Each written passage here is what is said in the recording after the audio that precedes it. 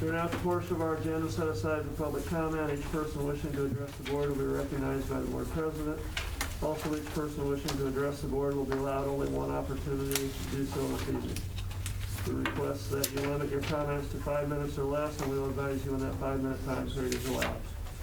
Please remember that this is a public meeting for the conduct of the business of the Plainview Public School District. Offensive language, personal attacks, and hostile conduct will not be tolerated. You should be further advised that there is no legal protection for any comments that are made. Anyone wish to speak?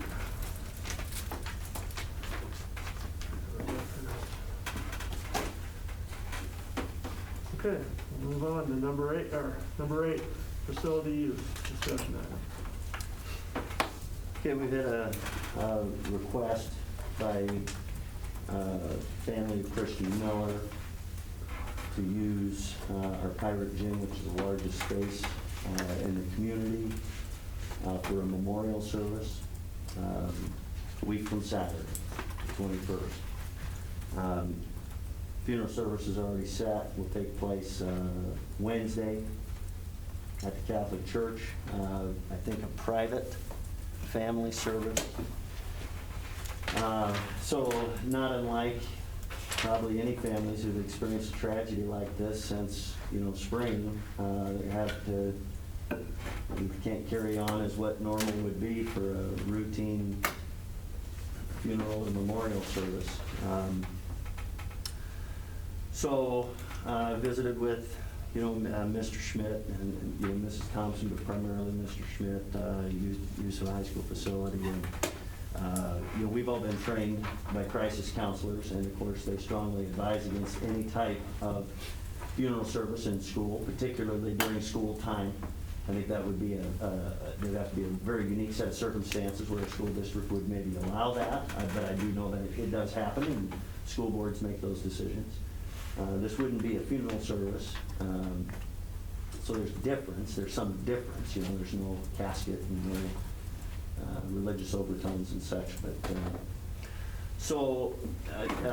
short of saying no right right there, I said of course would consider that. COVID makes things even more complicated, and certainly now with the new DHMs, we're limited to 25% capacity of that gym, which bleacher capacity is just under 1,000, so 25% capacity is about 250. If you mandate social distancing, you're probably down to 150, because we would be able to put chairs on the floor 6 feet apart and such. And there are other things that we've already thought of. I visited with Mr. Ashburn about and Mr. Schmidt and the health department on if we were to do this, what would be the obvious requirements of wearing a mask and hand sanitizer when you come in, and everybody sits 6 feet apart, and we would usher attendees out one of several different doors, no congregating, which is natural to do afterwards.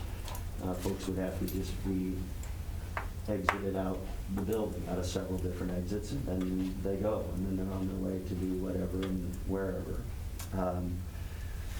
Part of it is to accommodate the Nebraska wrestling program, who want to be part of some type of memorial service for Christian. So I think it's a reasonable request.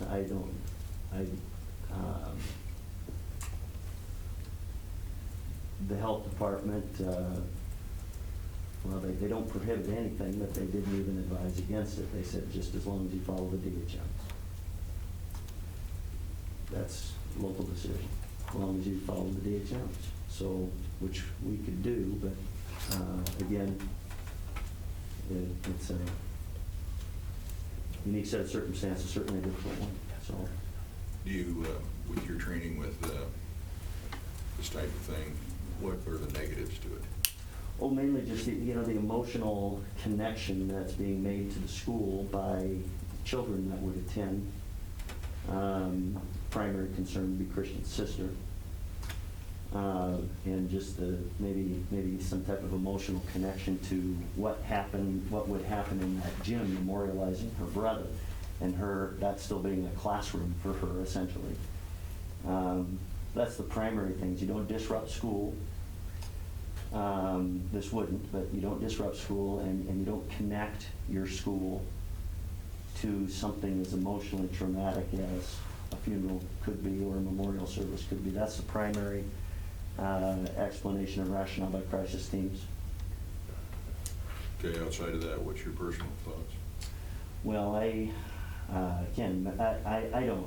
I mean, I can't imagine not. I don't know how somebody needs closure. I'm not gonna, but I would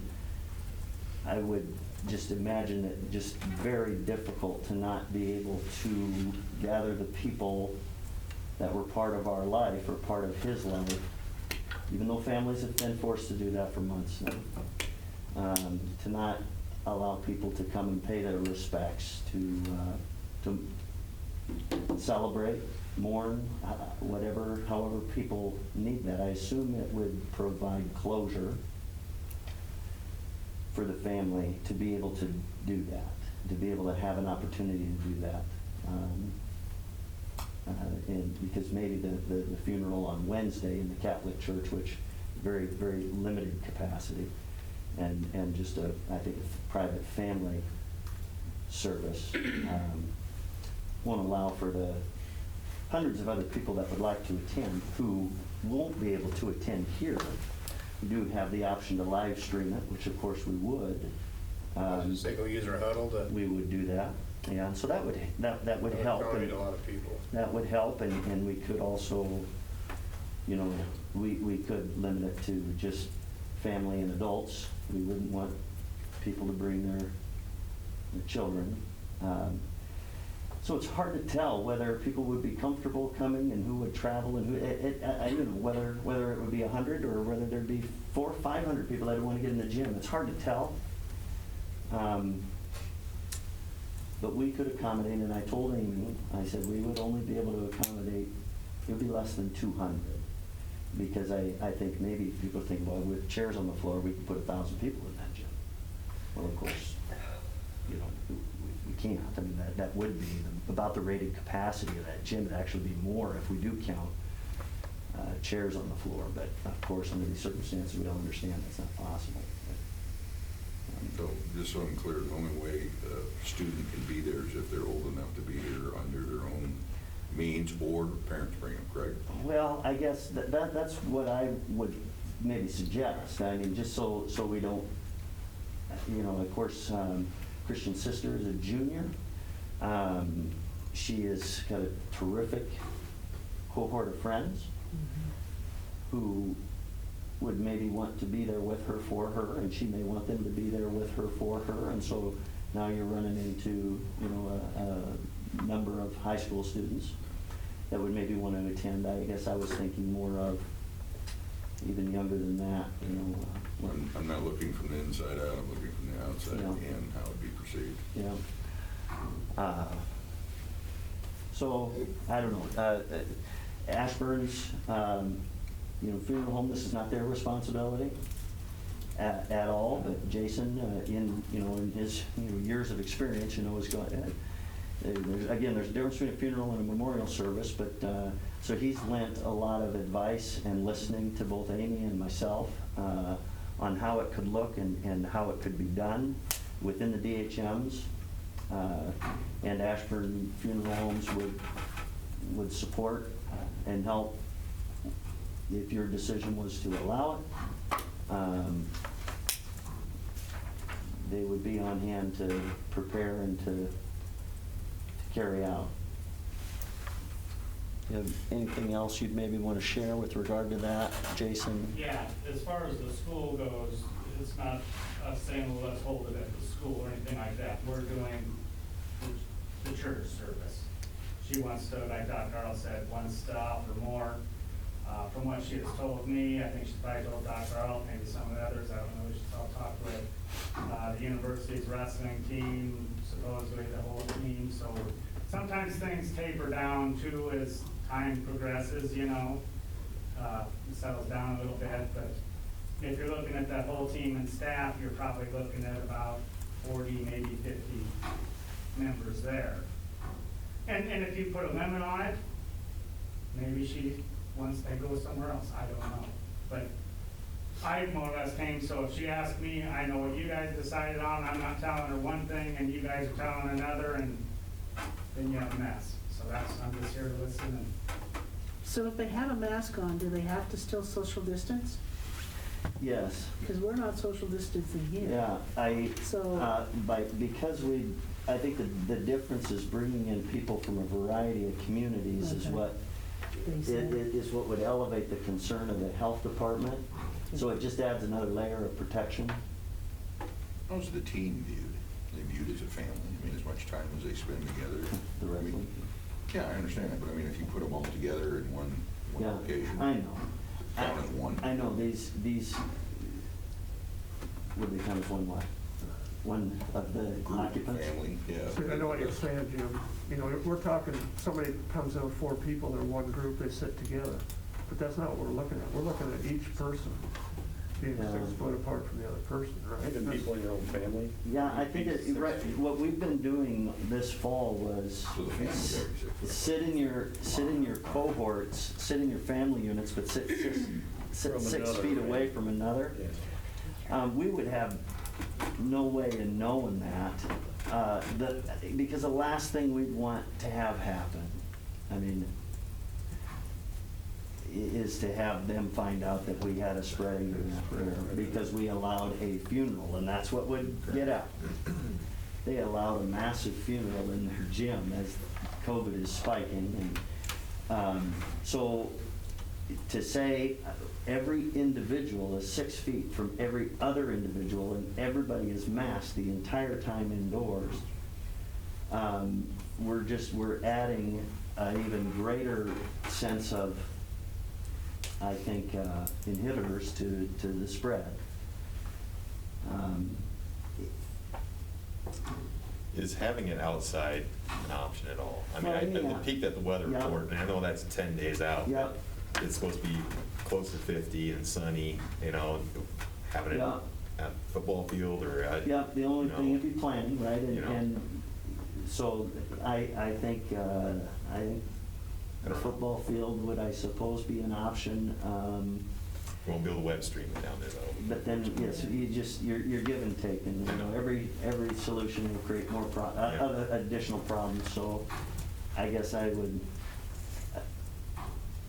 say let's either make this work, or, Yeah. you know, she's been potentially offered a facility in Lincoln, a larger facility that the university could, or Coach Manning, I don't know that the university's interested in doing it, I don't know. But it just doesn't feel right for her, and that's fine. She would prefer here. Understood. And we kind of talked a little bit this morning too about, you know, our kids, protecting our kids and staff after the fact. And then we won't have anything going on in that gym for, what did we Almost figure? 2 weeks. Almost 2 weeks after that, that we'll have an event in those bleachers. So afterwards, we can push the bleachers, disinfect, push them back, and leave them there for 2 weeks before we bring another group of people in to use them. So, you know, that should help on that end of it. The only real issue I see that could take place, and I don't know what you do if you're just gonna lock the doors. You say we're limited to, I'm just pulling out a number here, 200 people, and you got 600 people out front here. Yeah, I had the same concern, Jason, but I mean, it gets advertised that it's you limited know, seating, and so we've got a big lineup of people sitting I can feel outside. it here in the entrance, you know how people are. Yeah. Yeah, No one's in the entrance, way we can spread out here, and then the next thing you know, they're down the hall, or You know, in the locker room hall, or. You'd almost have to have. I mean, I know you gotta manage that, I don't know how you practically manage it, are you just gonna lock the door on them and? then you run into an issue where maybe a group of people came, drove 3 hours from Lincoln, and they're here to pay their respects, and they're shut out. Unfortunately, you don't want to have that either, you know, but. Is there a way you could put it on a TV or something outside, or audio I don't know, outside? that's an idea. Well, I For mean, shoot, overflow if there was any? we don't have great audio-visual capabilities in the Tartan gym, so, you know, our huddle camera projected in our Tartan gym, we put another 100. But again, now, we're running into just, we need a lot of people to help manage. Primarily, we need folks to get out. And we need you to social distance as you leave, and we need you to leave. I mean, they're naturally gonna do this, find family, but we would make that clear, and I would expect that folks would understand and comply really well. But yes, I know you run the risk, we could potentially reserve this section for the Husker wrestling team, because we know we need 50 seats for that whole program, or 25, whatever it is, and so certainly that would be real doable, as well as the family. So there are things that we could do to try to make sure we don't run into something unexpected that's going to cause some hard feelings. But I would expect that most people would understand that the school district is, hey, we're happy to do this. We're going to try to plan it right so that it works for everybody. I mean, I would expect that we probably wouldn't face criticism if it doesn't work just perfectly for everybody. Has the family given any indication of how many people they think, close friends, classmates and stuff that they think? Under regular circumstances, probably hundreds and hundreds, but there will be some people. People aren't going to come like regular circumstances, though. No. Some people won't come just because of COVID. They won't come because of the drive. They won't come because they can watch it on Huddle. They won't come because it could be full. And they won't come because they know it's limited to 100 guests after you bring in the wrestling program and the family. I mean, just. Can I ask one question? I just was wondering, like you guys said, the gym won't be used for like 2 weeks after. I get that part, but aren't there going to be kids walking that go to school here that walk through that gym every day? Yeah, they'll be walking through the gym, but they won't be sitting in the bleachers or on the chairs that are sitting on the floor. That'll all be removed. It would have to be something that was in the air, which that's there's fans in there, there's good air movement and that kind of thing. And you are talking, a couple days before they come back. Let's be on a Saturday. There won't be anything in there on a Sunday. And that's, I guess what I think we do know pretty well about this virus is it's not spread so much from surfaces, although they do want you to be aware of high-touch areas, certainly, and school's been trying to manage that since we opened, but it's mainly an airborne virus, so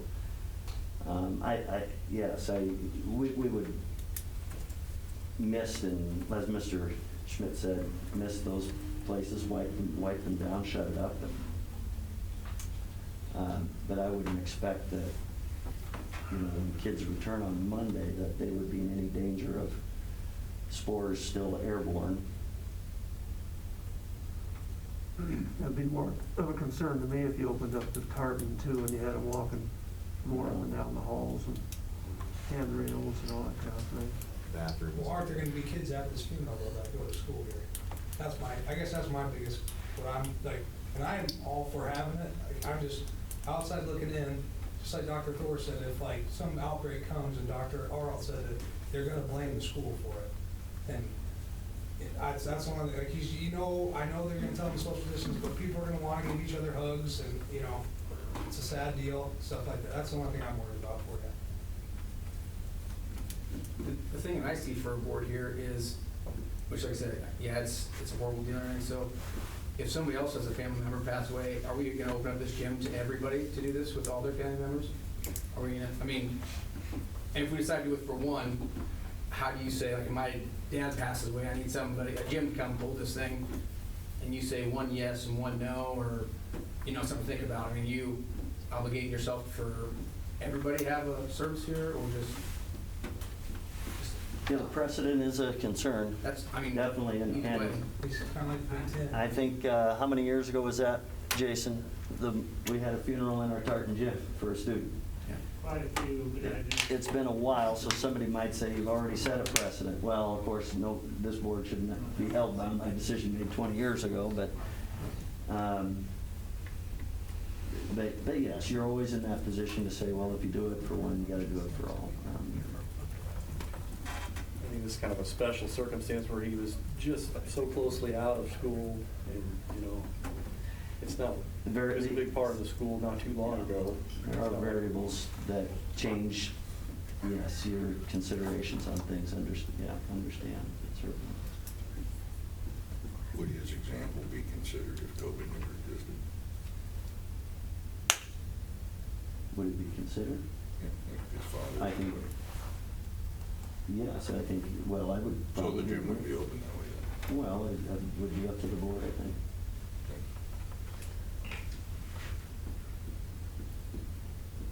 I just didn't know how willingly the facility is used that way. It isn't. I mean, I don't know of, Jason, you would know, I mean, other than the funeral years and years ago, has there been any type of memorial service Not that I can recall in that's been requested or held here? 25 years. I mean, there's been one in there, but I can't You recall. know, I don't think it would have, except these, you know, the pandemic forces us to use a large facility like this. Otherwise, there wouldn't be, Yeah. there'd be plenty of other places to go to do it. Yes, I know that she, well, I don't know for a fact, but whether I was talking to her or somebody else, maybe it's Jason, you know, that Our Savior's Church, you know, is bigger than the Catholic Church and can open up to their social area, you know, so obviously not, you know, far from the biggest venue in town, Am I right, or are they having a visitation the night before? Yes. but tomorrow night. So that would accommodate a lot of the people that want to pay their respects too, that wouldn't necessarily come to the ceremony, you know, ceremony or 2 weeks. I think it's gonna be more the people from the Lincoln area, college, that will show up for it than the local people probably. I think his classmates are planning on coming. Yeah, You've got probably, to do that. yeah. How big was this class?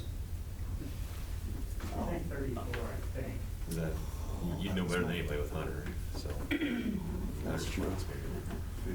Sort of coming in with Family, it's almost usually. Yeah, there's not gonna be a lot of extra room. Maybe limited to that, you know, high school classmates, wrestling team, family, so his close And friends then in college. everybody else can watch it on huddle. I think you need to let the high school wrestling team, that would, you know, freshmen and stuff that are on the team, he was senior, they should be able to come to. Yeah, I would agree with that. And seniors that were when he was a freshman, you know. You'll have a hard time drawing lines. It's Yeah. gonna be hard to draw a line.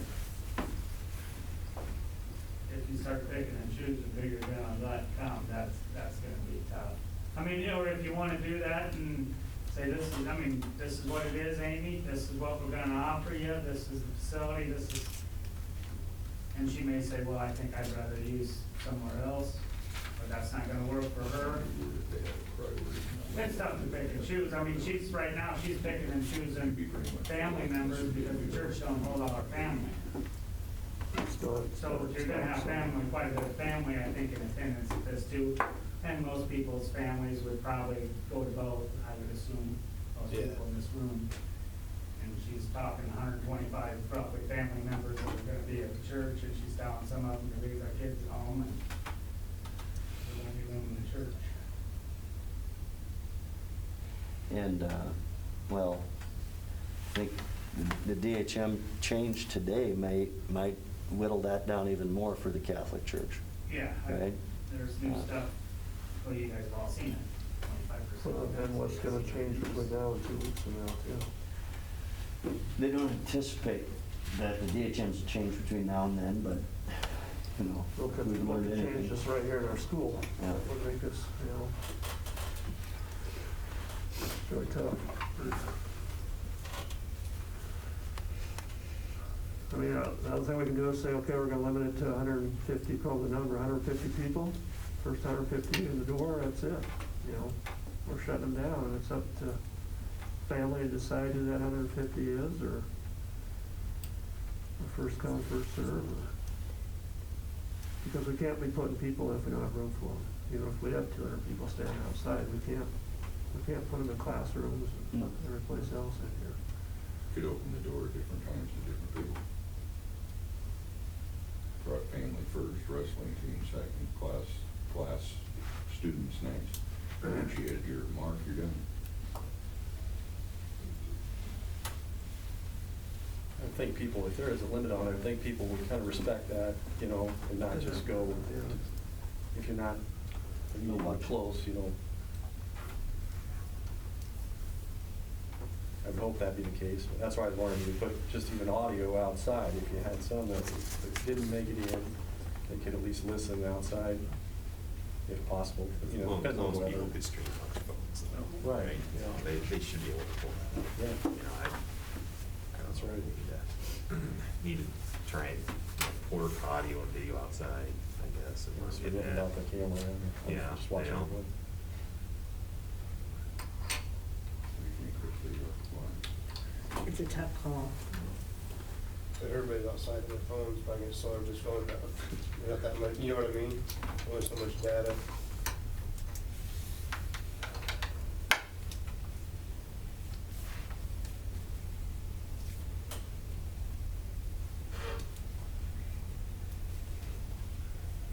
Dr. Earl, you said you'd be willing to talk and give Well, limits of what. welcome. Welcome them when they come, and then at the end, Yeah. you know, get up and talk and say, we're gonna, you know, the family's gonna leave first and go outside, and then everybody, this door, that door, whatever. If the family's gone first, the people are gonna be more apt to leave and Yeah. follow the family.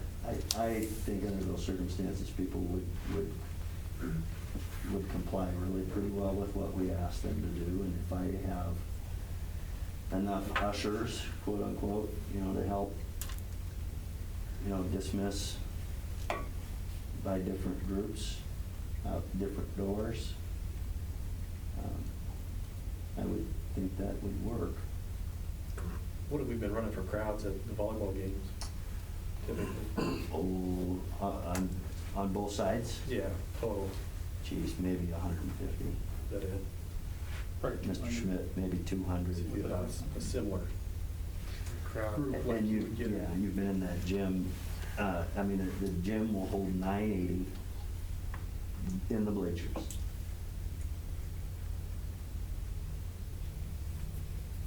Would the school entertain opening up the Tartan gym and just streaming the stuff over there for overflow? No? I just, think yeah. less Too much traffic. I think we need to keep it contained. Yeah, and we just really don't have a good, people would probably get a better picture off their phone than what we'd be able to set up on a stand-up, pop-up screen. If I had a nice screen that came down from the ceiling, you know, at the stage and so on, but I just don't think we have very good projection capability and Do we have an idea how long the service would be? I don't know for sure who would. I know Coach Blair, Coach Manning would probably each talk for just a piece, and then, but otherwise we would put hardly anything into motion on Sure. on how that would look. I would expect it to be brief. Jason? Boom. Seen them go both ways, Yeah, I know. Yeah. you know. You just don't know if they have somebody. It's not an open mic. You know, I don't know what to tell you on that. An open mic which is not atypical. Anybody have anything to say, and that wouldn't be the case in this. Do you know how many chairs we can get in there? I don't. I haven't went in and taken the dimensions and determined that. Probably comparable to, because you're gonna use the same floor covering, so you're gonna get the same amount of chairs on that covering. That's 6 feet apart, 50. It'd be about a sixth of what you normally probably put in the tarp.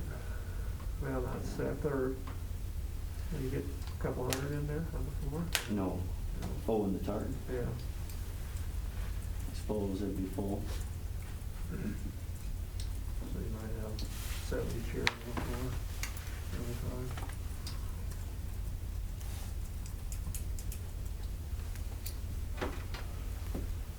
If everybody's 6 feet apart of the bleachers, what does that come up to? Everybody, That's about 200. that's about 200 right there. Mhm. I would think that 200 is kind of a good number to shoot for. No, I take that back. It's less than 200. Well, I was initially thinking, you know, we'd just use every other row, like we kind of tried to do and did pretty well during volleyball. That just helps you right there to keep folks distance. At 6 feet apart, you That's a long Especially when you ways. go this way. take a up and lot down, of, too. take a lot of space. They're 6 feet apart. You know, look at how many people we have around this table, I've heard that. So you're saying everybody has to be 6 feet apart? I think that's the best way to do it, rather than. When you're bringing all the people in from different areas. So if you and Patsy come, you have to sit 6 feet apart. I suppose we would. That's how you gotta know if somebody Yeah. comes in from Lincoln. The But, DHM I say wonder why they six, can do it. the DHM say 6 feet of separation between parties is required in all instances, Yeah. weddings and funerals. So a party would be a group. Yeah, so I would So think like, I'm you know, saying, I don't want to try to determine who's with who. So you could put them, Um, if they come in together, you know they're gonna sit together, so. you know. One, It's kinda two, on them. people, you gotta take some of your own responsibility. If you come, you know, It's a don't risk you blame us, take. don't blame Right. us if you get the COVID. You know, we just gotta keep our own kids safe. Right, and that's what that's my what we- first concern is, yeah. our staff and students. And like you said, if it's on a Saturday and you clean them off and shove them up in, because a party's considered less than 8 people, correct? Mhm. So Yeah. you can't have any group So there. when they have, yes, eight persons or less is what Yeah, they'll that's allow the in new magic restaurants. number. and- So if you can get enough people to kind of be ushers, you could, when they come in the door, say how many are in your group, and then somebody could take them to their seating area, so you knew they had the 6-foot gap in between, you know, actually seat them. Well, again, this is not an Ashburn Funeral Home thing, so I can't, I'm not No, gonna I'm say. saying, I understand I don't, that, but we'd have I to have don't know that I volunteers can that find 10 volunteers that want to, expose them. that want to usher parties. It's easiest if you just say, everybody 6 feet apart. The chairs on the floor, where family and the wrestling team, I would expect would maybe sit, are gonna be 6 feet apart. Now, having said that, I don't want to envision Amy sitting 6 feet from people to comfort her. yeah. What's the surface area of the gym? So it's just, Without the bleachers, ours is right around, I think it's Playing 980 or surface. 1,000. Playing surface, our floor is a 94-foot floor by 50.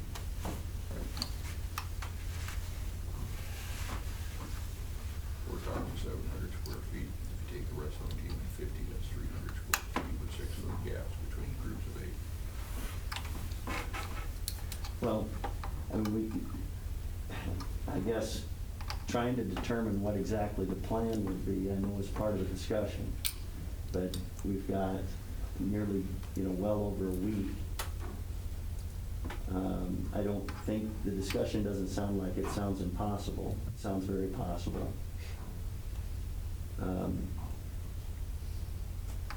So it's, essentially, I guess, and I know it's not an action item, but it probably would be best to have a motion and a board vote.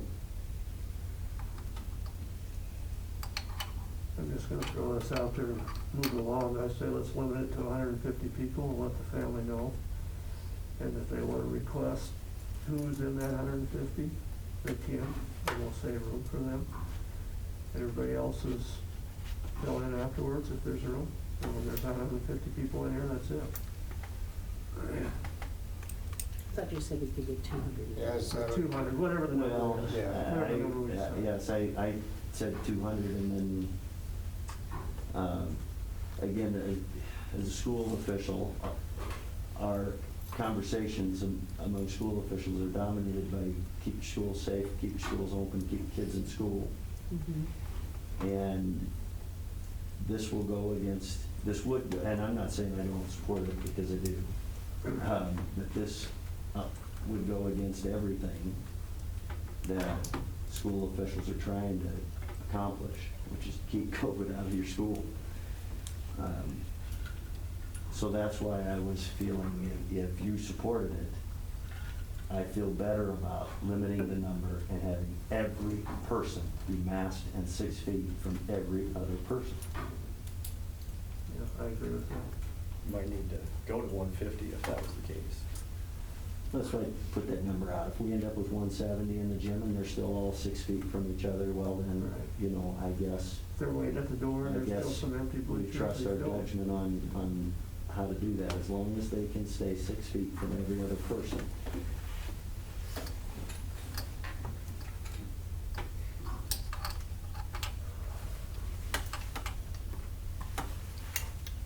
I think, yeah, if you can come up with a number, I'll know the number, Dr. Earl's gonna know the number, we can relay that to Amy, and either she thinks that's gonna accommodate her, or it's not. I mean, like you said, you got a job to keep your students safe too.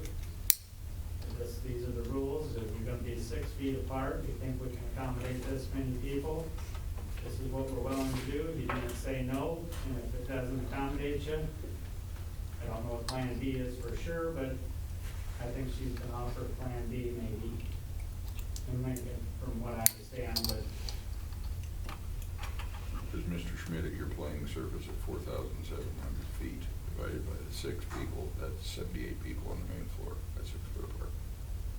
You could have So, a add that staging here, area tell where me. they speak from. And Yeah, I mean, I think it does get us over 150, but Yeah. it's going to underestimate. Yeah, I'd rather have 25 extra seats for the people that are waiting than have 25 less than what they're waiting. I'm just trying to determine the top lid. Yeah.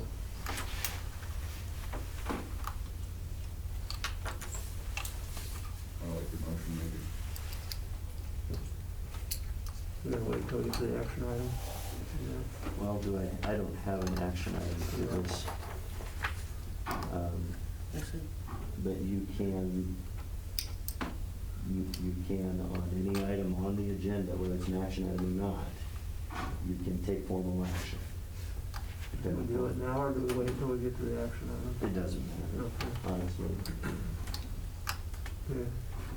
So, is everybody okay? Okay. We gotta vote on it.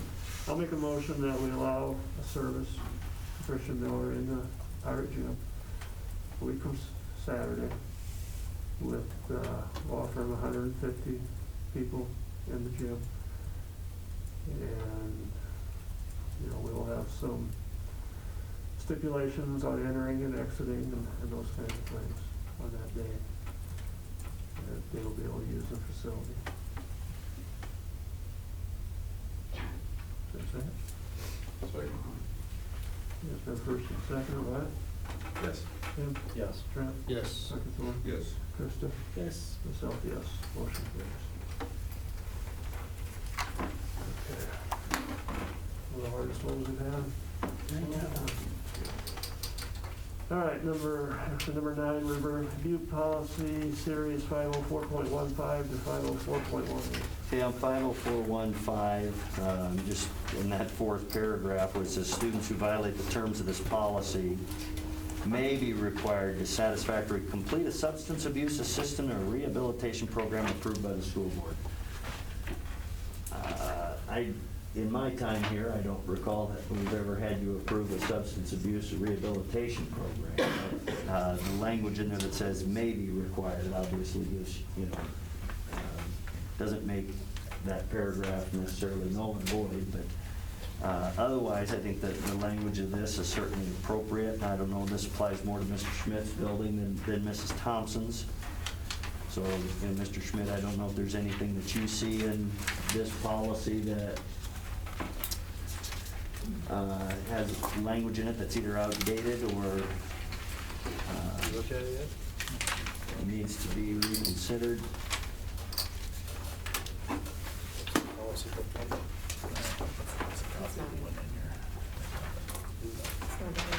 Yeah, oh, yeah, that one is, I didn't put a copy of it in there, it's in the policy manual, but, so, I don't have anything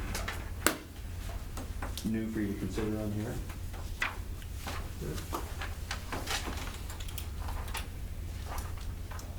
50416, searches and seizures. In fact, we just revised this in July. So this language should be good.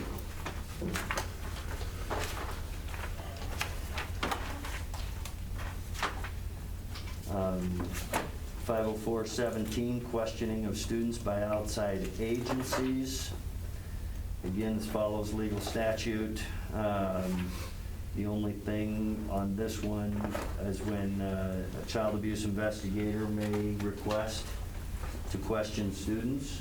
It's whether you notify parents or not. So actually the overwhelming majority of these circumstances where an outside agency is questioning a child are when we, as required reporting agents, contact Child Protective Services, and outside agents may come speak with our kids in the presence of an administrator or a trusted adult, but generally administrator, and those would be circumstances where we don't notify the parents.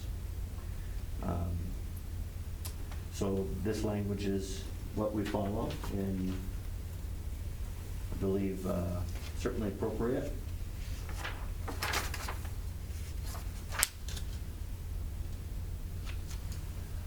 So, if there's a student who gets disciplined for whatever reason in Mhm. school, and it turns out to be, big topic downtown, whatever, and the board gets calls from concerned citizens. Actually, we shouldn't know anything about, from what I read in here, the board should have no information on how that discipline is being carried out in the administration. Is that correct? That's a private matter? Yes, your only concern would be is if policy was followed. Yeah. And you don't want too strict a policy with regard to disciplining students, because you never know what the circumstances are going to be. And you can't create a policy that can cover every what-if scenario. Multiple infractions, whether there's harm done to somebody else, or whether it's, vandalism of property. There's just so many different variables. So, you have guidelines in your handbooks, and then you trust the judgment of your, administrative team. But yeah, that's going to be, but generally somebody's not going to be happy with how it's handled, and so yes, you may indeed hear about it. But your primary concern would be, well, was policy followed? And policy is pretty broad with regard to that.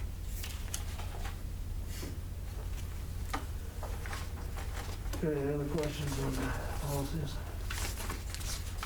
Now we'll move on, number 10, evaluation of the superintendent at the December meeting.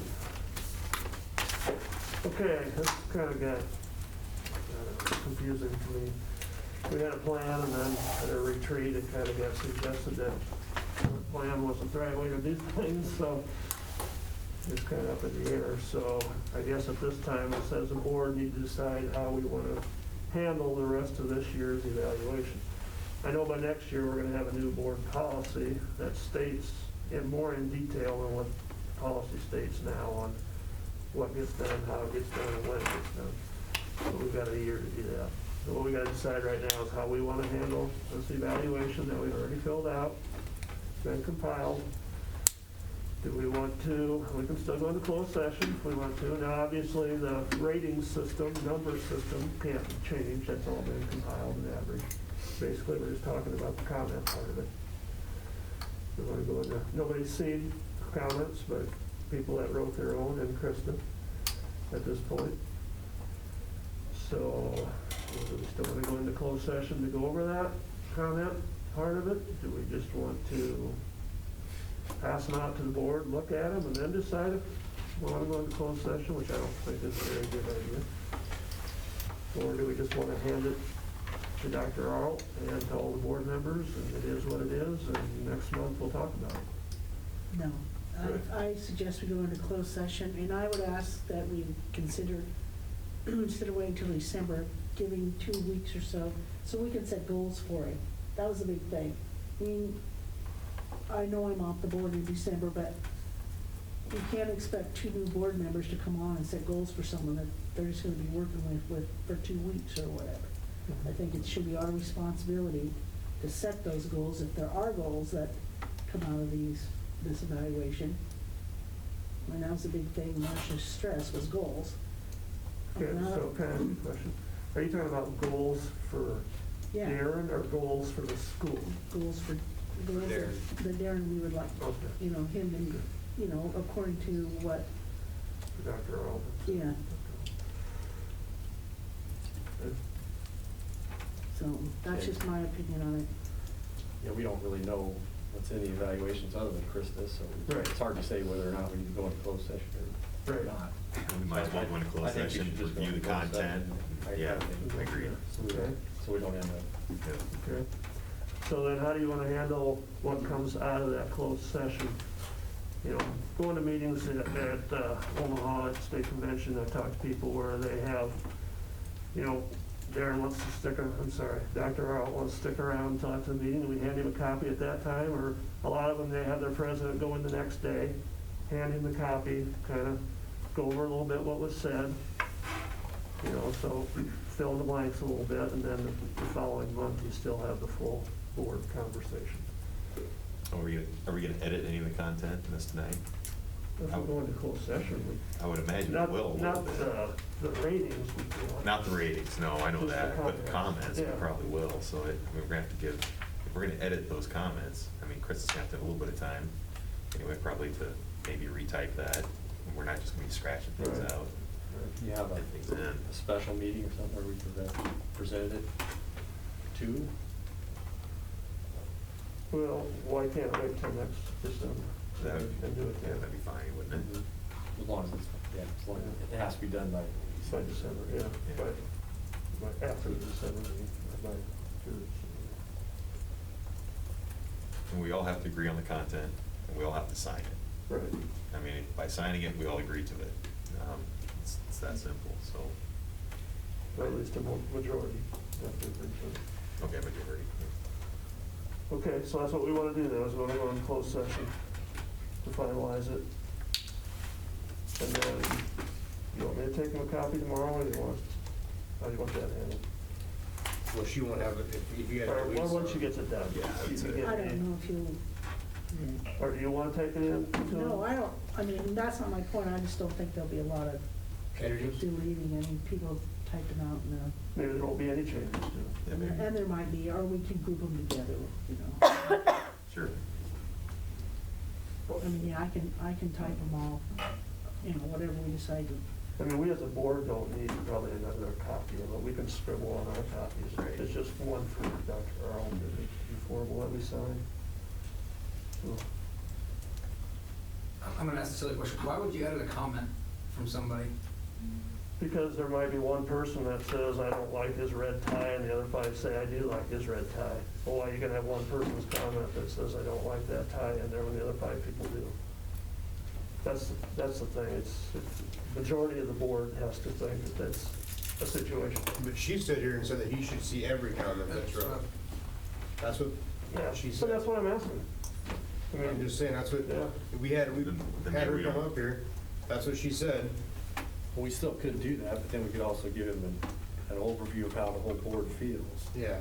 even though he can still see every individual comment. But There's some, this there is there what- might be After talking conflicting. it out, Right. this is what the Yeah. board. There might be conflicting comments there. I'll tell you what I would like to know, though, if there is one rating anyway there that's just like a 1, anyway, I guess I'd like to know why it was rated as a 1, have some explanation to it. If that's not in the comments, I'd like to know why it was a 1. I don't think you should just be able to put in a scathing review, Oh, not yeah, I have some agree sort with of that. a good explanation. That's one reason why I would want to close session, to find out if we have any situations like that or not. So we may not have any editing of comments, it's very Right. possible. but we have had in the past where you have gotten conflicting comments, basically just 180 degrees from two different people. Well, how are you supposed to take that as a superintendent? If you got one that's for it and one's against it, what are you supposed to do with it?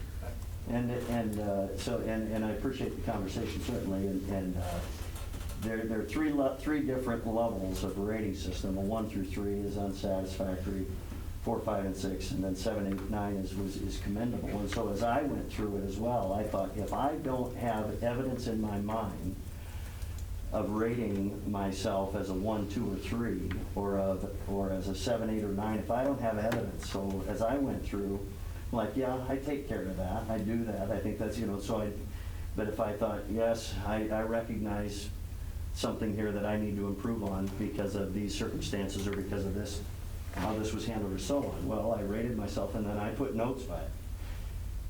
And the same if I thought, I think this is a strength of mine and here's why. And so I put notes by that. And so that will be the most valuable evaluation for me. But yes, I do prefer that it be something the whole board agrees upon. Because, and I know, Marcia has, if you have that boss and that boss and that boss, I don't agree with that. I don't agree with that. I believe I have one boss collectively, and that's, the board collectively. And so I don't know if that's exactly what she meant, but that just, and that obviously also makes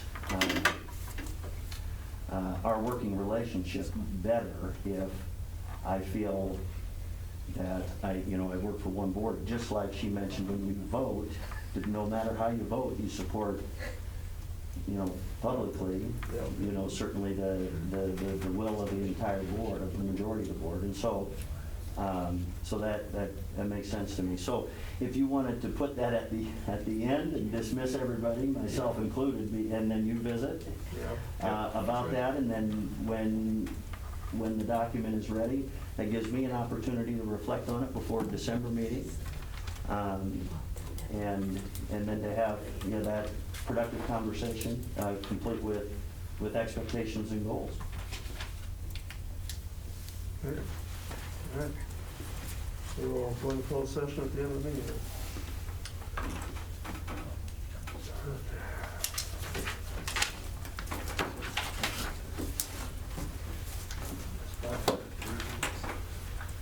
Number 11, COVID response plan.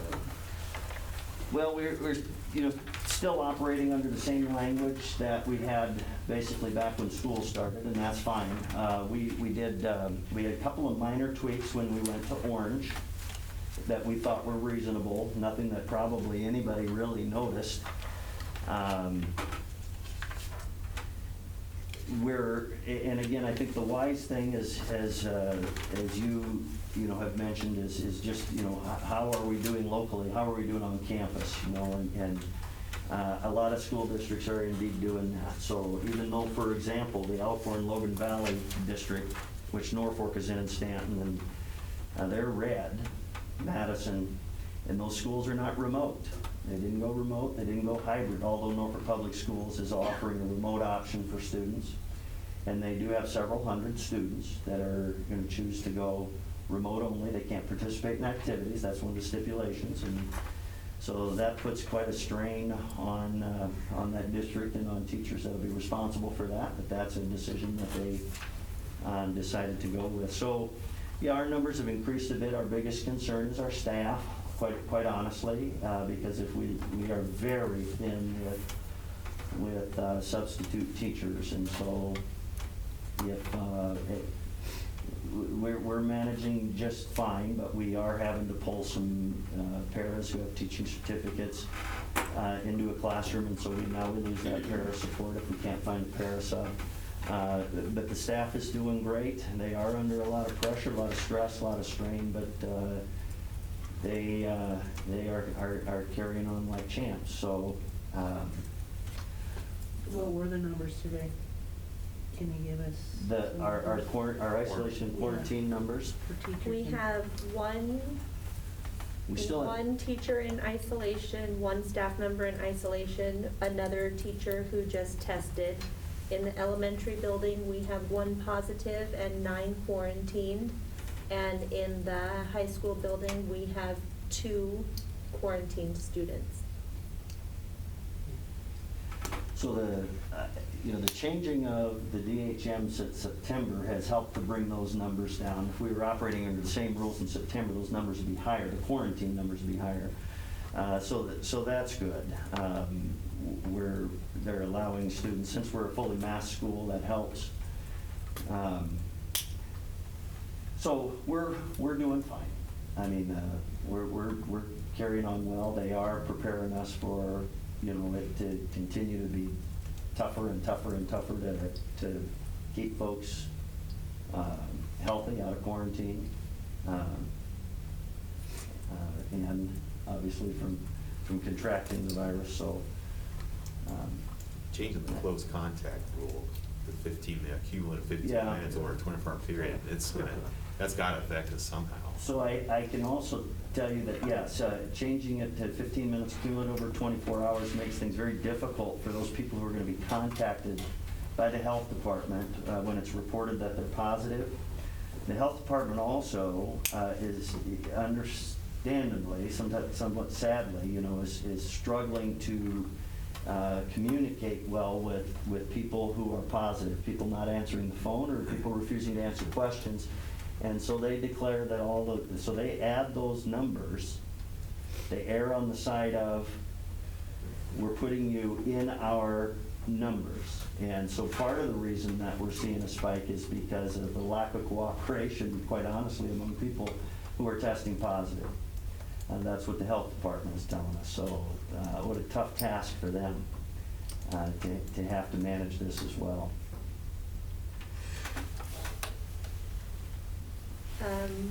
Elementary numbers, it's 11 students that are quarantining. We just had one more parent test. We're still operating under the same adjustments that we made to our weight room facility. Mr. Schmidt and Mr. Peter are teaching PE every day, part of the day, because we split those numbers. We did order those air purifiers. We expect them by the end of the month. That'll make a difference in the weight room and the wrestling room, and we feel that we can bring those classes back together, that our weight training classes back together in that one room when we improve that air quality. But we do know that the kids are definitely more vigilant about sanitizing so we've trained them well. And so I think we're doing everything that we can do to mitigate that, which we believe was the cause of some of our spike in September. If we ever get to the point where, stress is getting to be such an issue with staff that they just need a couple days off, Yep. let us know. I mean, I'd rather we shut down for a long weekend than, not for any reason, but Yeah. you know what I'm saying? Yeah. Than, have everybody get sick or even just getting the flu or stress and not sleeping, that kind of thing. I mean, health is a big thing, other than COVID. Might be a good thing holidays are coming. Yeah, well, but depends on what people do with their holidays. No, yeah. That's what happened in our family, it started with a birthday. So, they say more of it comes from in-home stuff now than it does Yeah. anyplace else. And that's been a good thing. They haven't, schools have not seemed to be the source of community spread at all, or even school activities, and those were pretty big concerns, but they're still staying on top of that pretty hard as far as school activities are concerned. So I really don't see a mandate of a shutdown like we saw in the spring, but in the spring we did not know what we were dealing with, and it was deadly. So I don't think we're gonna face that pressure.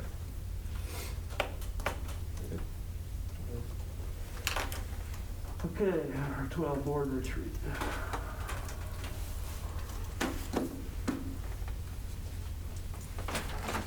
I thought it was a pretty good retreat. Glad we had it. Thought you had a lot of good information. Don't know that I agree with all the information. I think it's kind of one size fits all what she brought, and definitely not all schools are the same size in the state. I can see where she would say the things she said, that the way they should be done in a Class A school would be different than what we look at.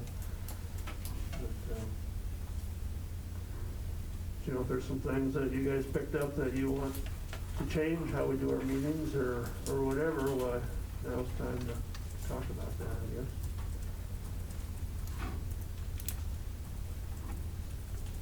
I guess I have a couple questions from what she talked about. One of them was if we knew what our A-class classification is.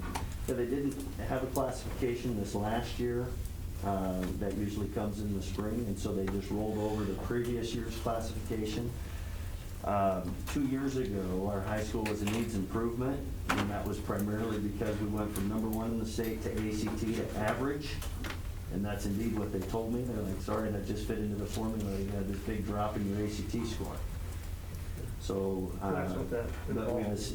the high schools bounced back to good. It was the 6-8 great. One of them, we had a great designation for one of our facilities. Yeah, so the elementary school is classified as good, the middle school is classified as good, and the high school is classified as great. So if you remember when I went through all of the data with you. I just didn't know what the A class meant. Yep, Okay. yep. So how many different levels are there? There's needs improvement, good, great, and excellent. So we're good at 2 of our levels and great at the high school. So this formula takes into account just a variety of data, with student achievement just being one of them, graduation rate, attendance rates, socioeconomic status and such, and that's a minor factor which, helps you determine, certain level of expectations, title numbers and so on. So that's about year, 6 or 7 of A class, 5 or 6 or 7. So yes, you didn't get a big A-Quest report in the spring. You did the previous spring, but it might not have been incredibly meaningful. But I know you heard me talk about the explanation why their high school became a needs improvement high school after the ACT factor. Now, the score is low enough, that's when the state ed, they come in with consultants, right? And they they specify St. priority. Jude's, I think, wasn't They it? specify priority schools, and this may have changed, but initially it was 3 schools statewide, only 3 out of over 1,000, not school districts, but particular schools, individual school buildings. So 3 that the Department of Ed is going to dump a whole bunch of resources into and support because they consider them most at risk. So not every needs improvement school by any means, if the school's classified as needs improvement, they don't automatically get abundance of resources and support from the Department of Ed. Only 3 out of well over 1,000 school buildings in Nebraska are identified as such.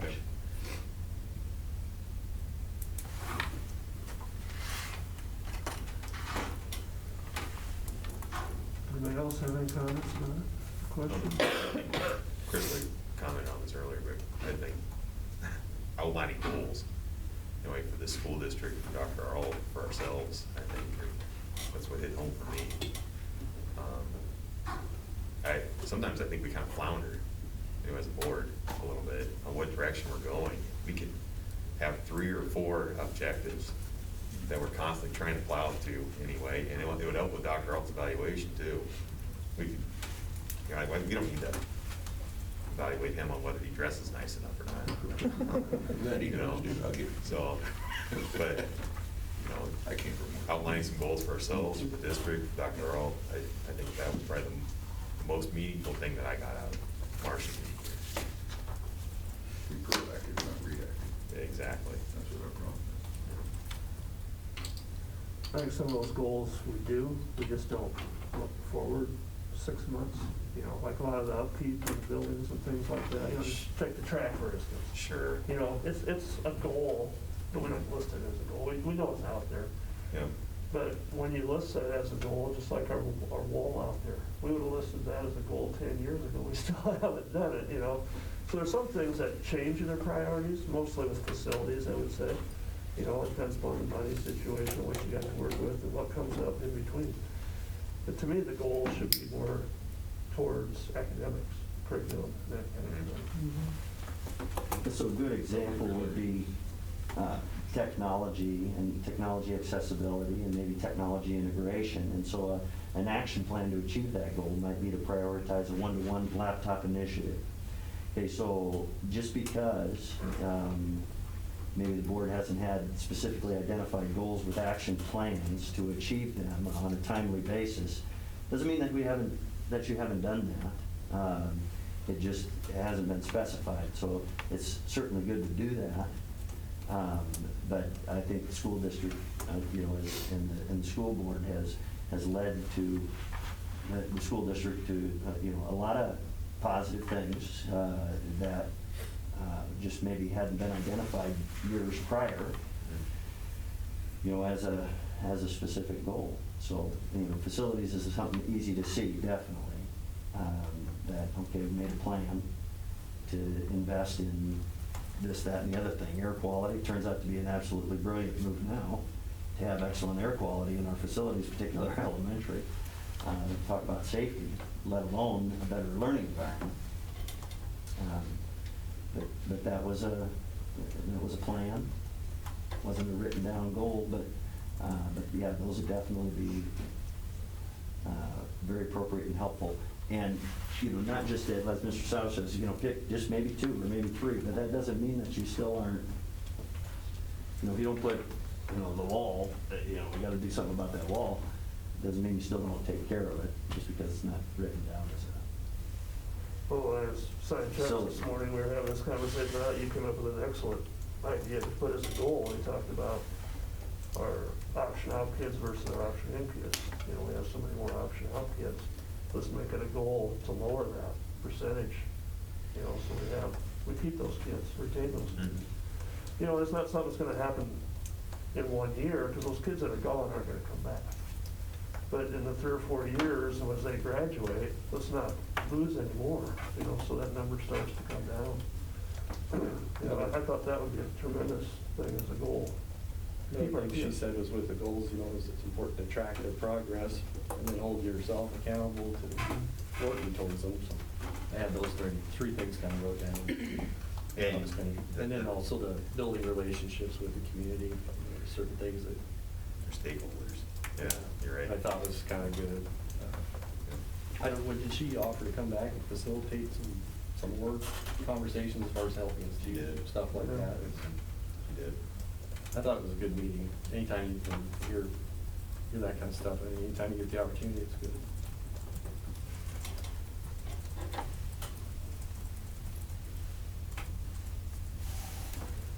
Okay, is there any more comments, suggestions?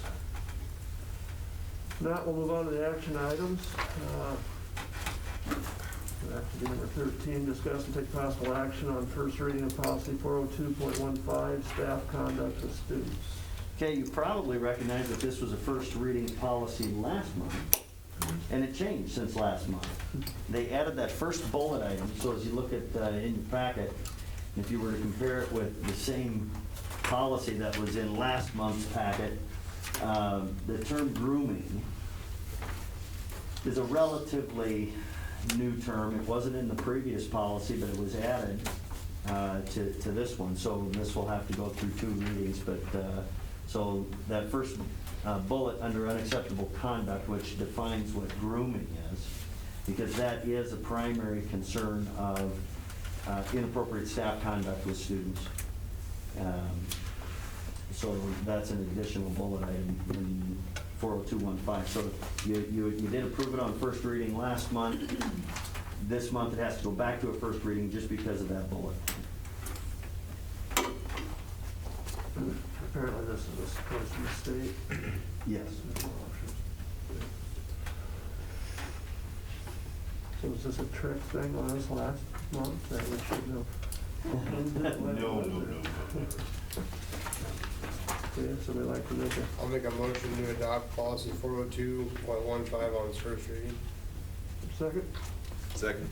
So first and seconded, myself, yes, Krista? Yes. Jim? Yes. Trent? Yep.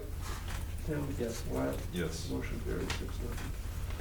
Number 14, discuss and take possible action on first reading of policy 404.13, school closure under extraordinary circumstances. So in your notes, I did copy and paste directly what came from the lawyer, rather than try to give you a brief explanation. I mean, so it addresses paragraph 79-8106 of the Nebraska statute. Is also a policy that may be requested by federal authorities if staff pay during emergency closure involves federal grants. So it's just something that's come about because of COVID.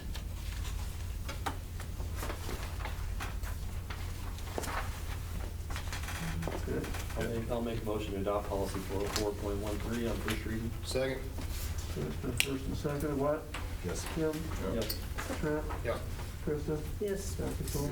Myself, yes. Motion carries. 15, discuss and take possible action on second reading of policy 405, employee conduct and appearance. Dave, just one of the primary changes from Title IX regs that changed. First reading last month, second reading will make it official formal policy. I'll make a motion to adopt policy 405 on its second reading. Second. There's the first and second. Dr. Thor? Yes. Krista? Yes. Myself, yes. Wyatt? Yes. Tim? Yes. Trent? Yes. Motion carries 6-0. 16, discuss and take possible action on second reading of policy 1004.03, live broadcast or videotape.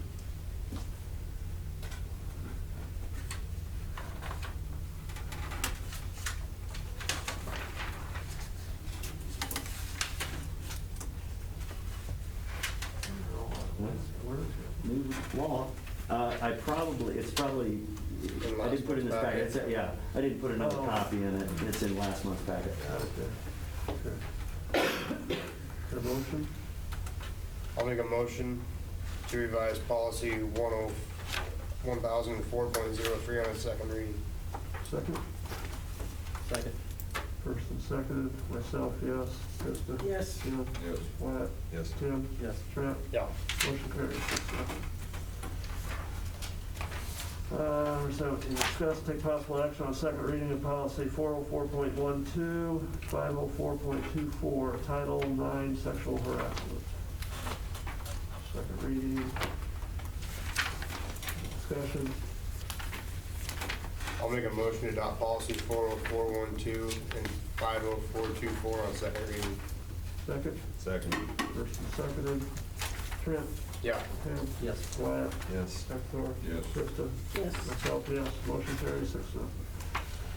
Number 18, discuss and take possible action on revising policy 404.02, employee injury on the job.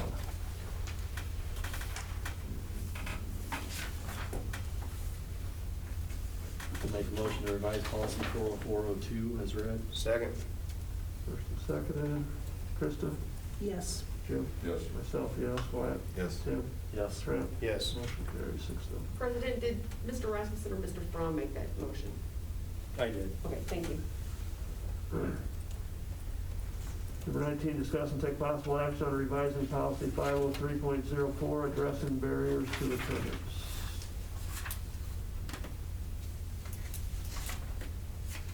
I'll make a motion to revise policy 503.04 as read. Second. Second. First and seconded. Krista?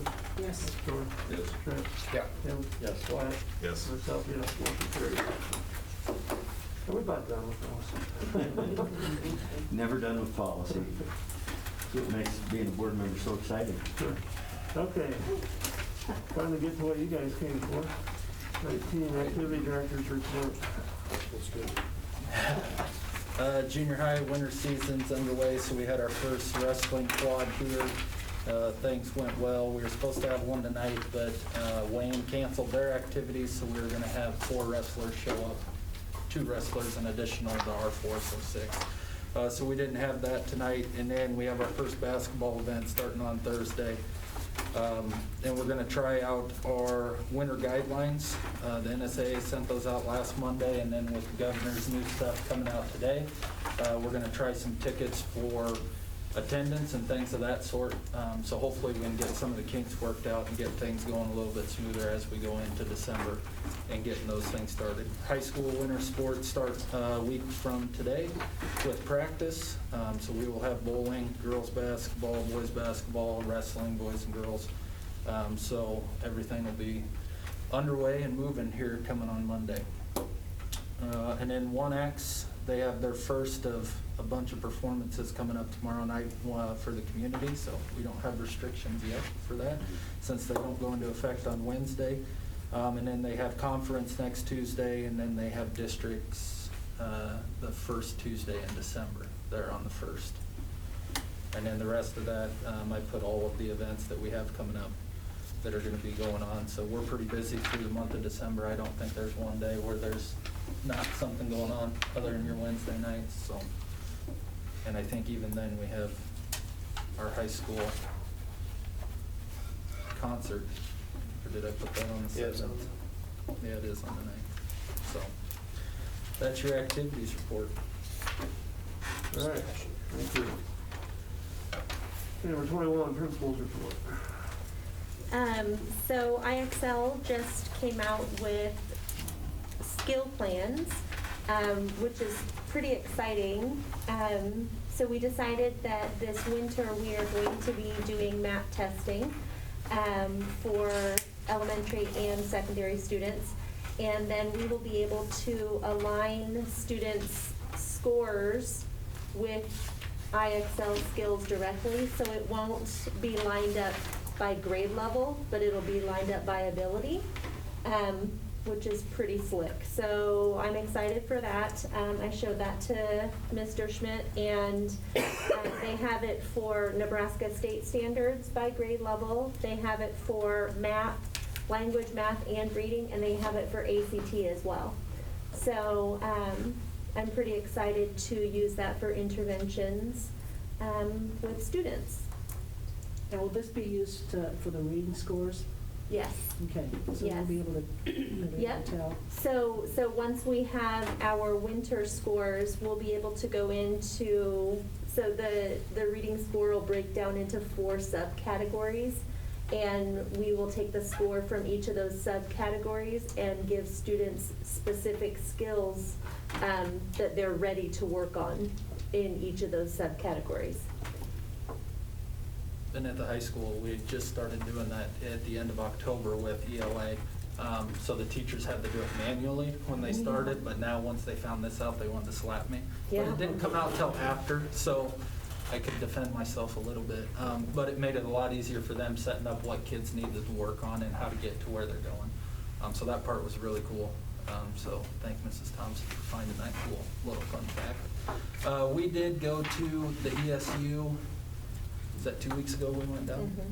And went in because we have our scheduled external visit coming in March. So at the end of March, the state will come in and go through everything we've been doing, how we've been progressing towards our school goal.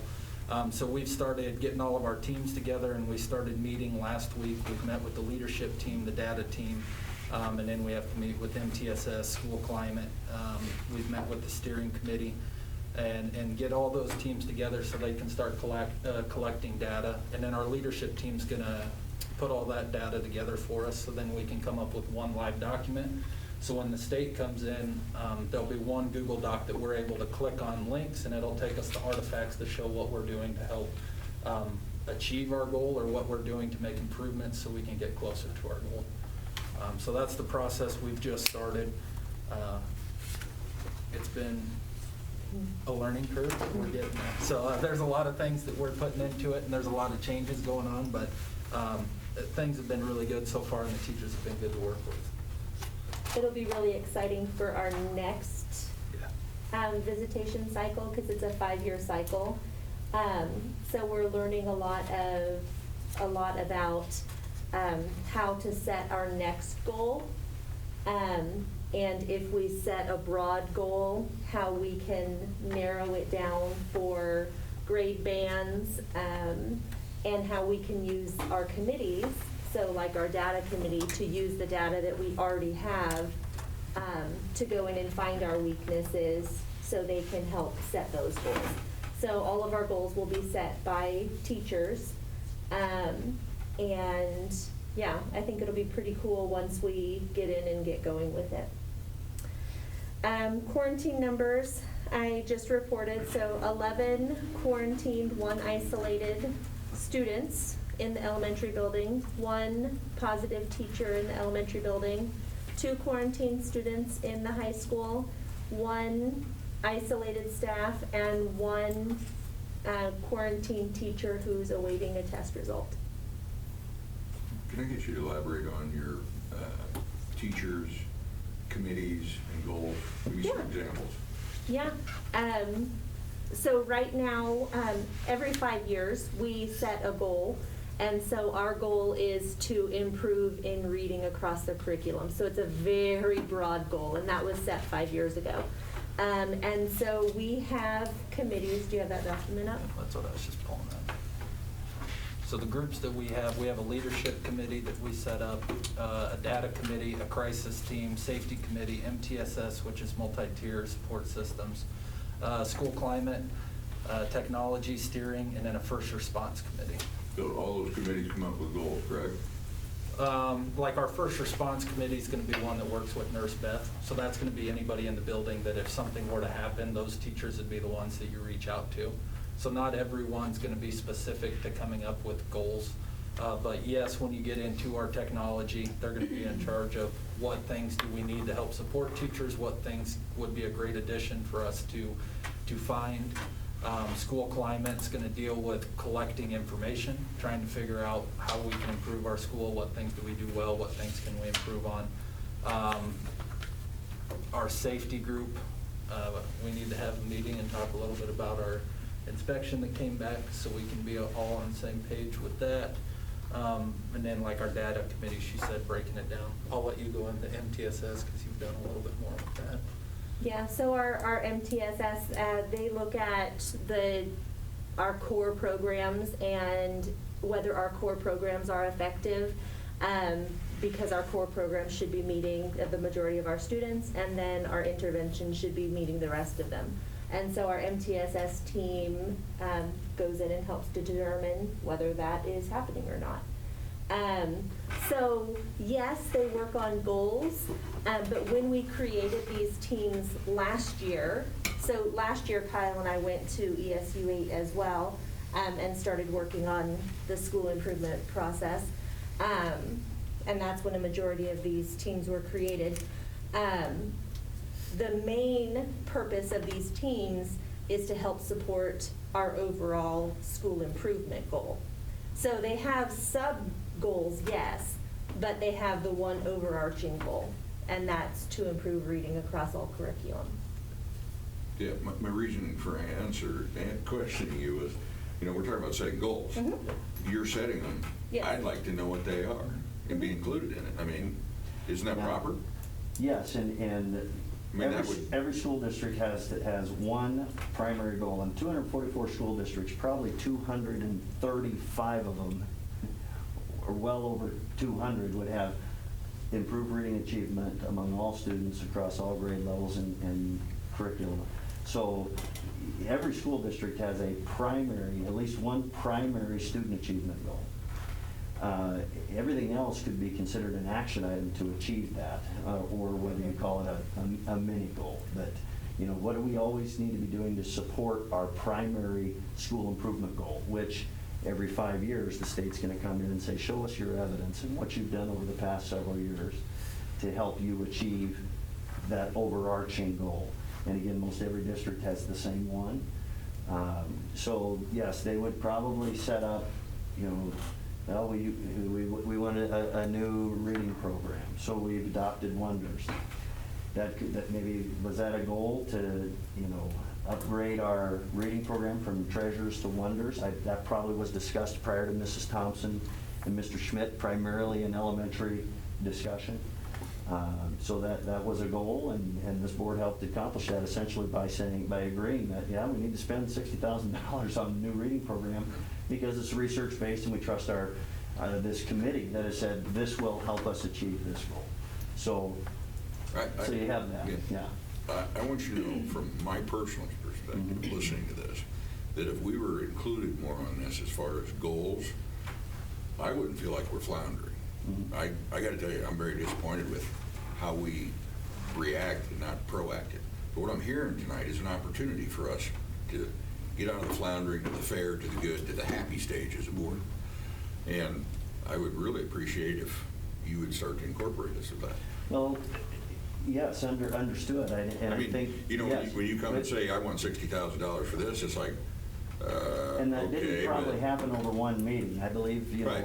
Mrs. Thompson probably presented some information to the board in multiple meetings, and so I think the board was included on, what's the purpose for this, and how do we think this will help. But for you to have seen, we could sure bring,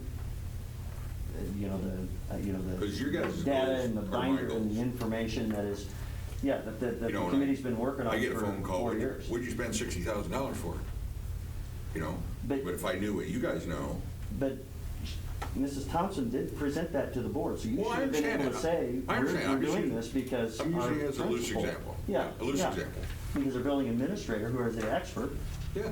and her teaching staff have done a tremendous amount of research over the course of several months and have determined that they believe this is and we trust them, and so therefore we approved it. So I would hope that you would be able to respond to somebody that calls you and says, well, what'd you spend $60,000 for? Well, here's why. Yeah, I'm not hammering that. I'm just using it as an example. I'm just trying to make sure that you understand how important it is to me to be proactive, not reactive to a lot of stuff. Because to me, my perception of stuff, you know, if I knew a fraction of what those guys knew, I'd be a lot more happy. I wouldn't be, to be perfectly honest, I feel left out on a lot of stuff. Even though we're told what we're told, it's not to the level I would like to know to be comfortable.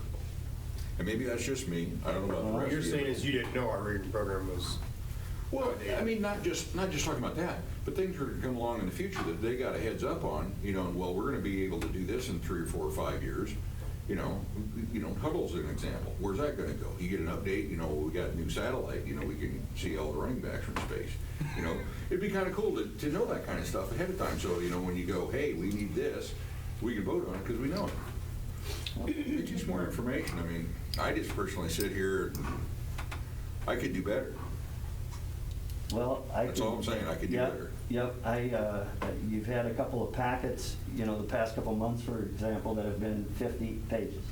So that, I mean, I don't know how much more information you want on some things, you know, but I guess I feel like, and their reports are very thorough. In fact, sometimes I think we just like to skip through them because, you know, the meeting's getting long and let's go. But I think the administrative reports that we've had prior to Mr. Schmidt and Mrs. Thompson were not a fraction of the thoroughness that we've had, you know, from these two since they've been here. So, Agreed. In fact, the administrator wasn't here a lot of times to give her. yeah, we haven't, exactly. We didn't have an administrative This has report. been a big improvement. I appreciate So- all the information that they give us. Yep. But I hear what you're saying. We need to continue to be vigilant as we meet every Monday, formally and throughout the week. And as we prepare for our board meetings, I'll make sure that is a routine discussion for us is, are we making sure that we're communicating, you know, trying to put ourselves then in your shoes and what questions might we anticipate that the board's gonna ask? The rest of the board, am I alone on this, or do you understand what I'm saying? I Are think you it's with me on been, I think this, it's or- been quite a bit better the last couple of months. Oh, yeah, it's getting better, but I mean, listening to this tonight with all those committees and what they're doing, it's like, Yeah, a lot of times we don't. you know, am I alone? I mean, are you guys happy on the amount of information you got? I mean, we're talking about setting goals. And I see what you're saying. I mean, if they know in 3 years that something's gonna be outdated, we know now, and then in 3 years. Which I think we've learned that a lot of, the math or something is gonna be updated next year or something. I think they said. I think, yes, your administrative team's gonna brought that up, that, yeah, we're not incredibly satisfied with our math resources. And so I think, planted that seed a little bit, but we're not even close to being in a position of recommending anything yet. But But I mean, prior if to they're that, thinking yes. about it, then we know they're Prior to thinking about that, it, it'd so- probably be awesome to have some teachers come, for example, even, and share, you know, hey, we're the ones that applied this in the classroom with kids, and here's how we feel about it. That's, you know, probably maybe even some better information than you might get from your administrative team, but these are the people that you trust to know, and to have done the homework and the research. So yes, and I'm not saying that in a flippant way, Dr. Thor, I'm saying that indeed, we will. These are conversations we have to have. We will make sure that, you know, everything that we're gonna be talking about at the board meeting, that have we been thorough enough before we ask you to make a decision? Because, yes, on several things, it probably should be maybe a several-month series of discussions before we get to that point. And maybe one thing that I take away from Marcia as well is we probably could use our committee structure better. Because we have several committees and only a few of them actually meet, and it's only for a very specific purpose, whether it's budget or negotiations every other year, building grounds.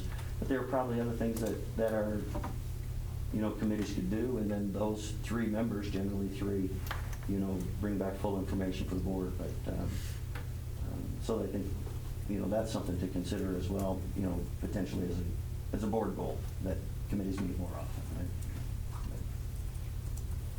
My thing would be more of the follow-up.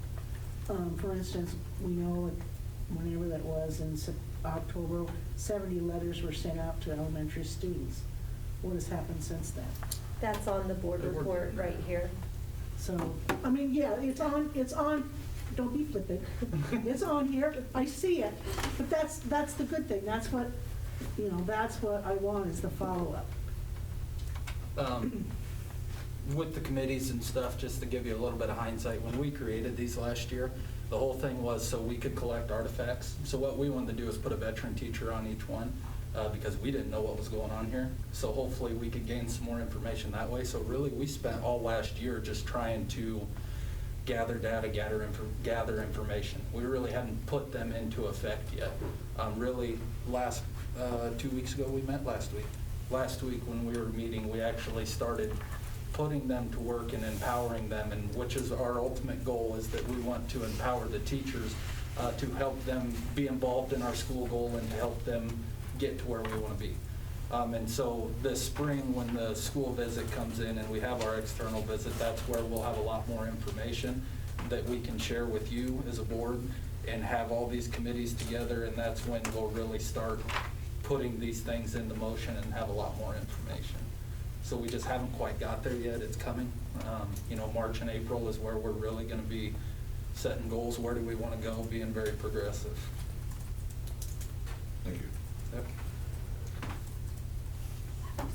Yeah, Marshall also made a comment about, it takes a long time on some of this stuff. It might take 3-4 years to see results. And we as a board, you know, we might hear about it every third meeting, you know, and we kind of lose interest, lose track of what's going on. But, you know, these people are working with it on a daily basis. And, you know, they maybe lose track on bringing us along to some extent. It's not they're not working on it, and they're still trying to achieve that goal. And I think we kind of get lost in the time frame, you know. It's just the way it is. I just want to make sure we understand, I'm not digging anything on them. I just want to be a better board member. Yeah. And, you know, there's a lot of crap I don't know, but I'm trying to know. And that's what I'm after. It's not, I'm not criticizing, I applaud you. I mean, you guys are doing a great job, you know, but I don't know, I feel inadequate as a board member, and I'm trying to be better. Well, that'll come in your 8th and 10th year of being on the board. Is that what it is? It takes time. You know, the first 2 years, and I get this, first 2 years I was on the board, I felt like I still knew nothing. But as you spend more time on there and you do things, you know, some things you only do once every 2 years. You know, like teacher negotiations. You've only done that once since you've been on the board. You know? Never forget that. Yeah, that's a fun deal, isn't it? You remember that one. Go ahead. But, you know, it just takes some years of experience and repetition of things for it to, you know, sink in a little bit. So. If I live that long. We put math results on here too. So grades 7 through 11, we tested 113 students in the fall. So that would have been done in September is when we started doing that the first couple of weeks. So we put on here just the number of students that we had that didn't perform at a grade level, broke it down by subject area, so reading, language, math, and science. Those are the 4 things that everybody gets tested on. So you can see the percentages there, the kids that didn't make it to grade level or not at their benchmark. And then the last one means that 42% of our students in this building, or 711, didn't meet benchmark in at least one content area. That doesn't mean all content areas, it's just one content. And so that's why we have the different interventions that we set up, so we can focus on that one content area to try and get them to their benchmark. So by content, do you mean one of those 4? One of those 4 areas. It's not a subdivision of those 4, it's the whole. Yep. Okay. Yep. Is benchmark the same as grade level? Yeah. Okay, so it says 33, 29 not at benchmark, it's 29 that aren't at grade level. Yep, and when you look at reading, like Mrs. Thompson said, it's broken down into 4 subcategories. So it might be just one of those that they're not at grade level, the other 3 they are, but it was low enough that it kept them under their grade level overall. So that's why we focus on that one part during our intervention time. In the elementary building, we did not test kindergarten in the fall because they just can't manipulate the computer. And that's what we found last year. So their first exposure to the MAP test will be this winter. So the results that you see are from 1st to 6th grade. So in language, they don't test in language until they hit 3rd grade. So that's why fewer students there tested. But so at the beginning of the year, we had 45% of those that tested not meeting benchmark in reading, 39% not meeting it in language, and then 50% not meeting it in math. So this was our big push behind wanting to test again at winter. So typically we test beginning of the year and end of the year for MAP, but we wanted to test this year winter so we could see growth mid-year and then see it again. So we know that there was quite a bit of drop due to COVID, and we want to see just how much gain we've been able to get back with students back in the buildings. So when would you retest this winter? Would it be after the second quarter? Is that what you're thinking? No, we're going to test before they go home for winter break. Okay. Yep, so we're going to test the 2nd and 3rd week of December. November 30th is the first one through Right. December Yeah. 16th. Huh? Before they forget it all. Exactly, Great. exactly, Yeah. yes. Yep. We're gonna hold their winter break hostage. Yes. Don't show growth, you don't go home. There you Just go. kidding. How do we compare with other schools our size? I mean, as far as the drop, are we relatively the same, or don't you know? I'm not positive, but from conversations I've had with other administrators, there has been significant drop. So, yes, we're not alone in that. So do you keep some type of a chart system on this that Oh. over the years you can show us a chart?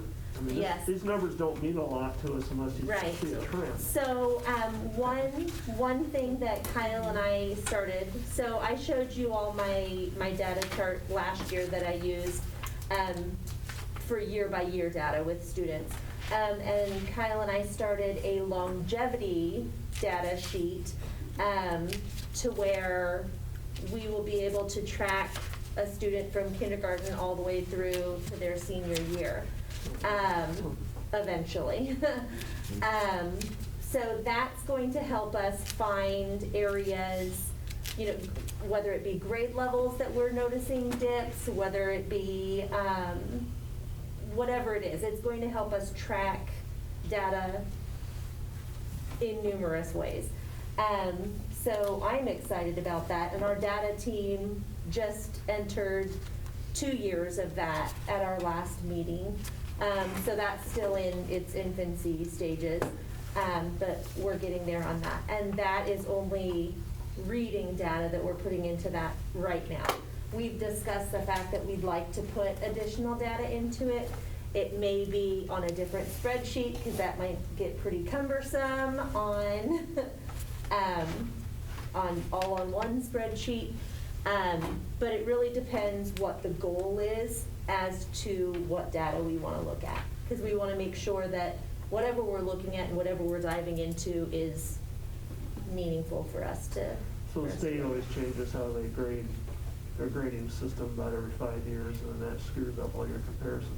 Can you do some type of, you know, to chart this on something that will remain consistent over the years instead of, because every time the state changes how they grade, Well, you know, then that changes your recording, you know what I'm saying? I mean, the MAP test changes their RIT scores, or they might change their benchmark, but it's always still got its benchmark. And so we know whether a student has met benchmark or not met benchmark. So that doesn't necessarily change. And right now, the longevity spreadsheets that we're using are just based on benchmark. So our color schemes on it are just met or not met.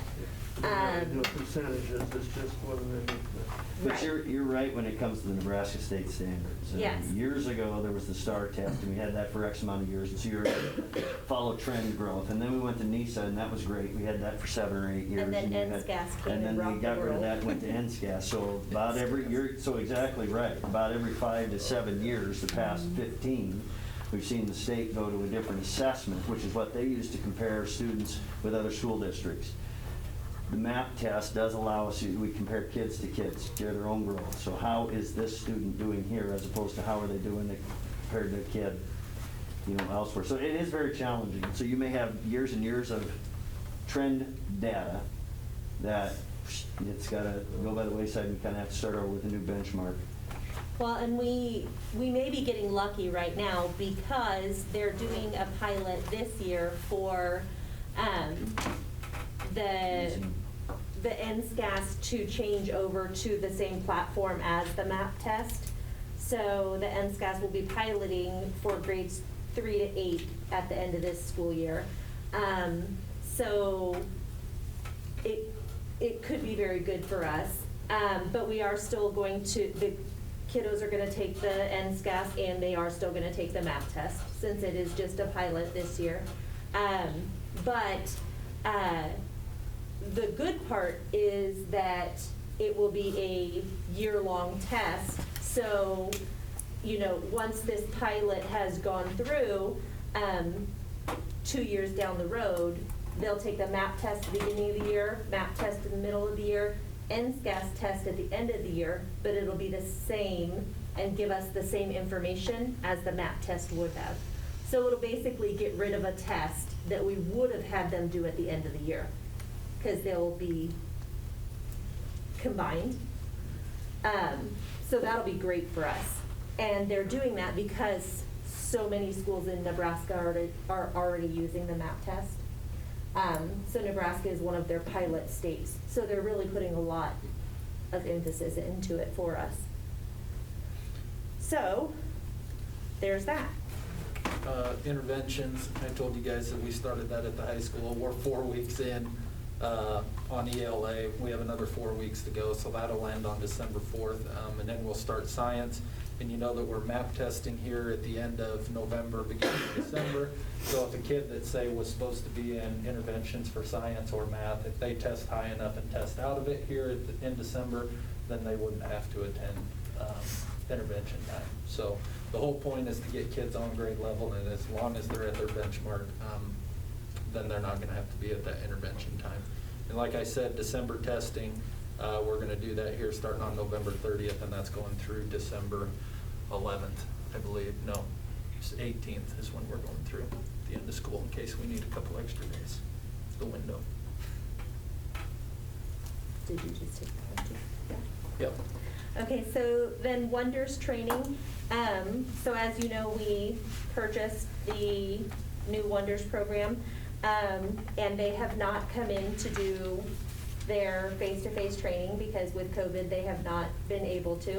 And so I have finally talked them into doing just 2 half-days, and we're just gonna do it virtually. And so we're gonna have a half day with kindergarten and first grade teachers, and then a half day with 2nd to 5th grade. And that'll take the place of our face-to-face training that we would have had. But I think, teachers have been teaching it for a quarter now and have plenty of questions that they could ask. So we'll get in there and it'll be a personalized webinar. So it'll be one person with just our 4 teachers. And then those teachers will have the remainder of, so it'll be about 2 hours webinar, and then they'll have the remainder of that half day to work on planning with the other grade level teachers. So we will get that planned yet this first semester. And then Nebraska Reads update. So as you know, 51 letters were sent in September. So that's just K to 3rd grade. Of those 51, I have 18 down, but it's now 20.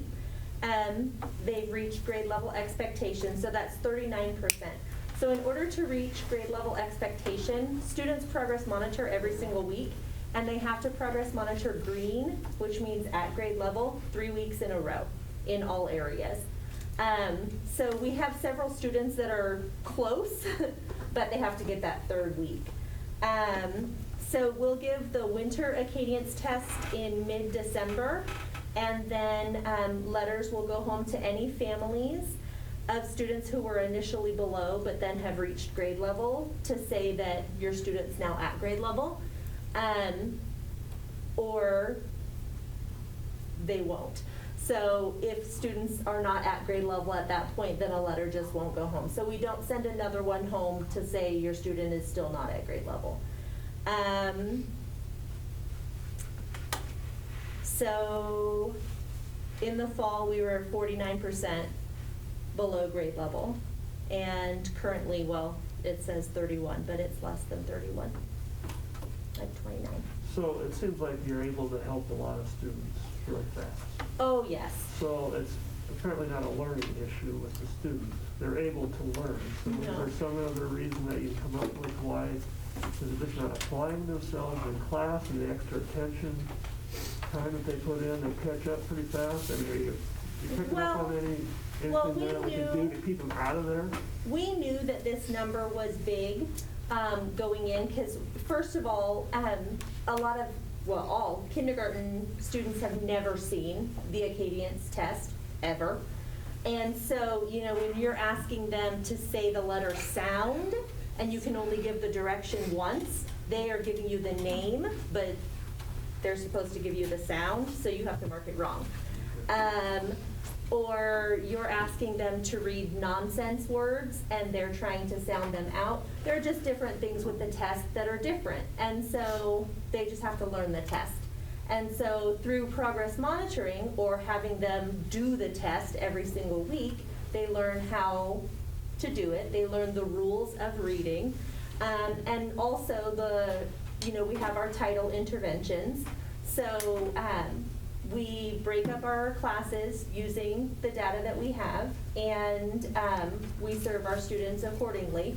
So our lowest students see our title teachers, and they get that one-on-one, 1-on-5 instruction, and they're really able to get that assistance that they need.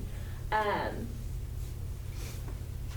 then our small class sizes, which thanks to adding additional teachers at the 1st grade level, our small class sizes are really helping in kindergarten and 1st grade, because the students that are lower, you know, when you have a class of 15 students, you can really individualize a lot more than you can with a class of 25. So I think all of those are factors that are helping our students. So is it too early to tell once they do get the benchmark, go out of that program back into the regular classroom, that they're staying out of it? We look at our interventions every 6 weeks. So if a student is in the title program and then they are working really well and we need to transition them back into the classroom and maybe pull someone else into there, yep, we can absolutely, it's very fluid. What I'm saying is once the kid catches up, are they staying caught up? Oh. Once they go back to the classroom and they aren't in the intervention anymore, do they keep going back and forth and back and forth?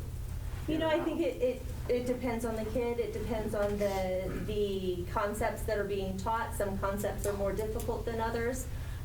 Some students end up just needing that additional help more.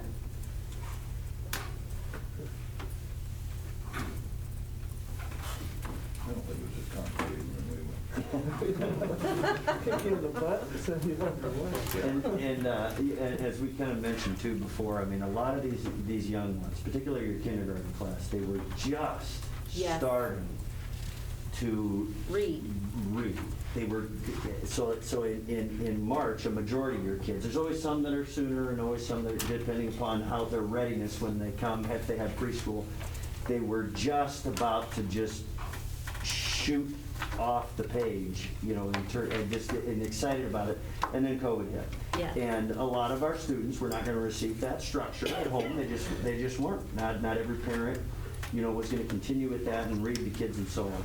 And so we knew, and we're not unlike any other school, we knew that the first testing that was done with students in the fall was gonna show not a 3-month summer slide, but a 5-month summer slide, and particularly with your kindergartners and your first graders to a great extent as well. They were just getting ready to go and gone to a great degree. And so when they're put back into that structure with great teachers, they will quickly regain that. So we may see some historic gains because, but in terms of our first graders, for example, who came in as kindergartners, and now are growing pretty quick. So that was just again, we blame it on COVID, but you definitely can with regard to student achievement of those youngest kids. Thank you. Well, thank you very much for that. Okay, number 22, President's Thank you. report. Oh, yeah, sorry. Are you done? I was zoning.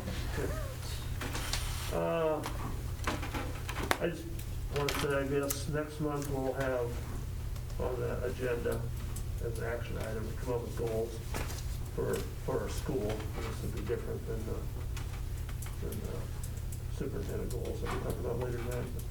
So we're thinking about that by next month, bringing some things, and, it's something we're gonna have to work with our principals. Yeah, exactly. Because they're the ones that know what we need. Yeah, I want their input. Yeah, they gotta be the leaders to us on there, so, We need your list of goals so they can become our goals. yeah, so. So you're asking them to do the work for us?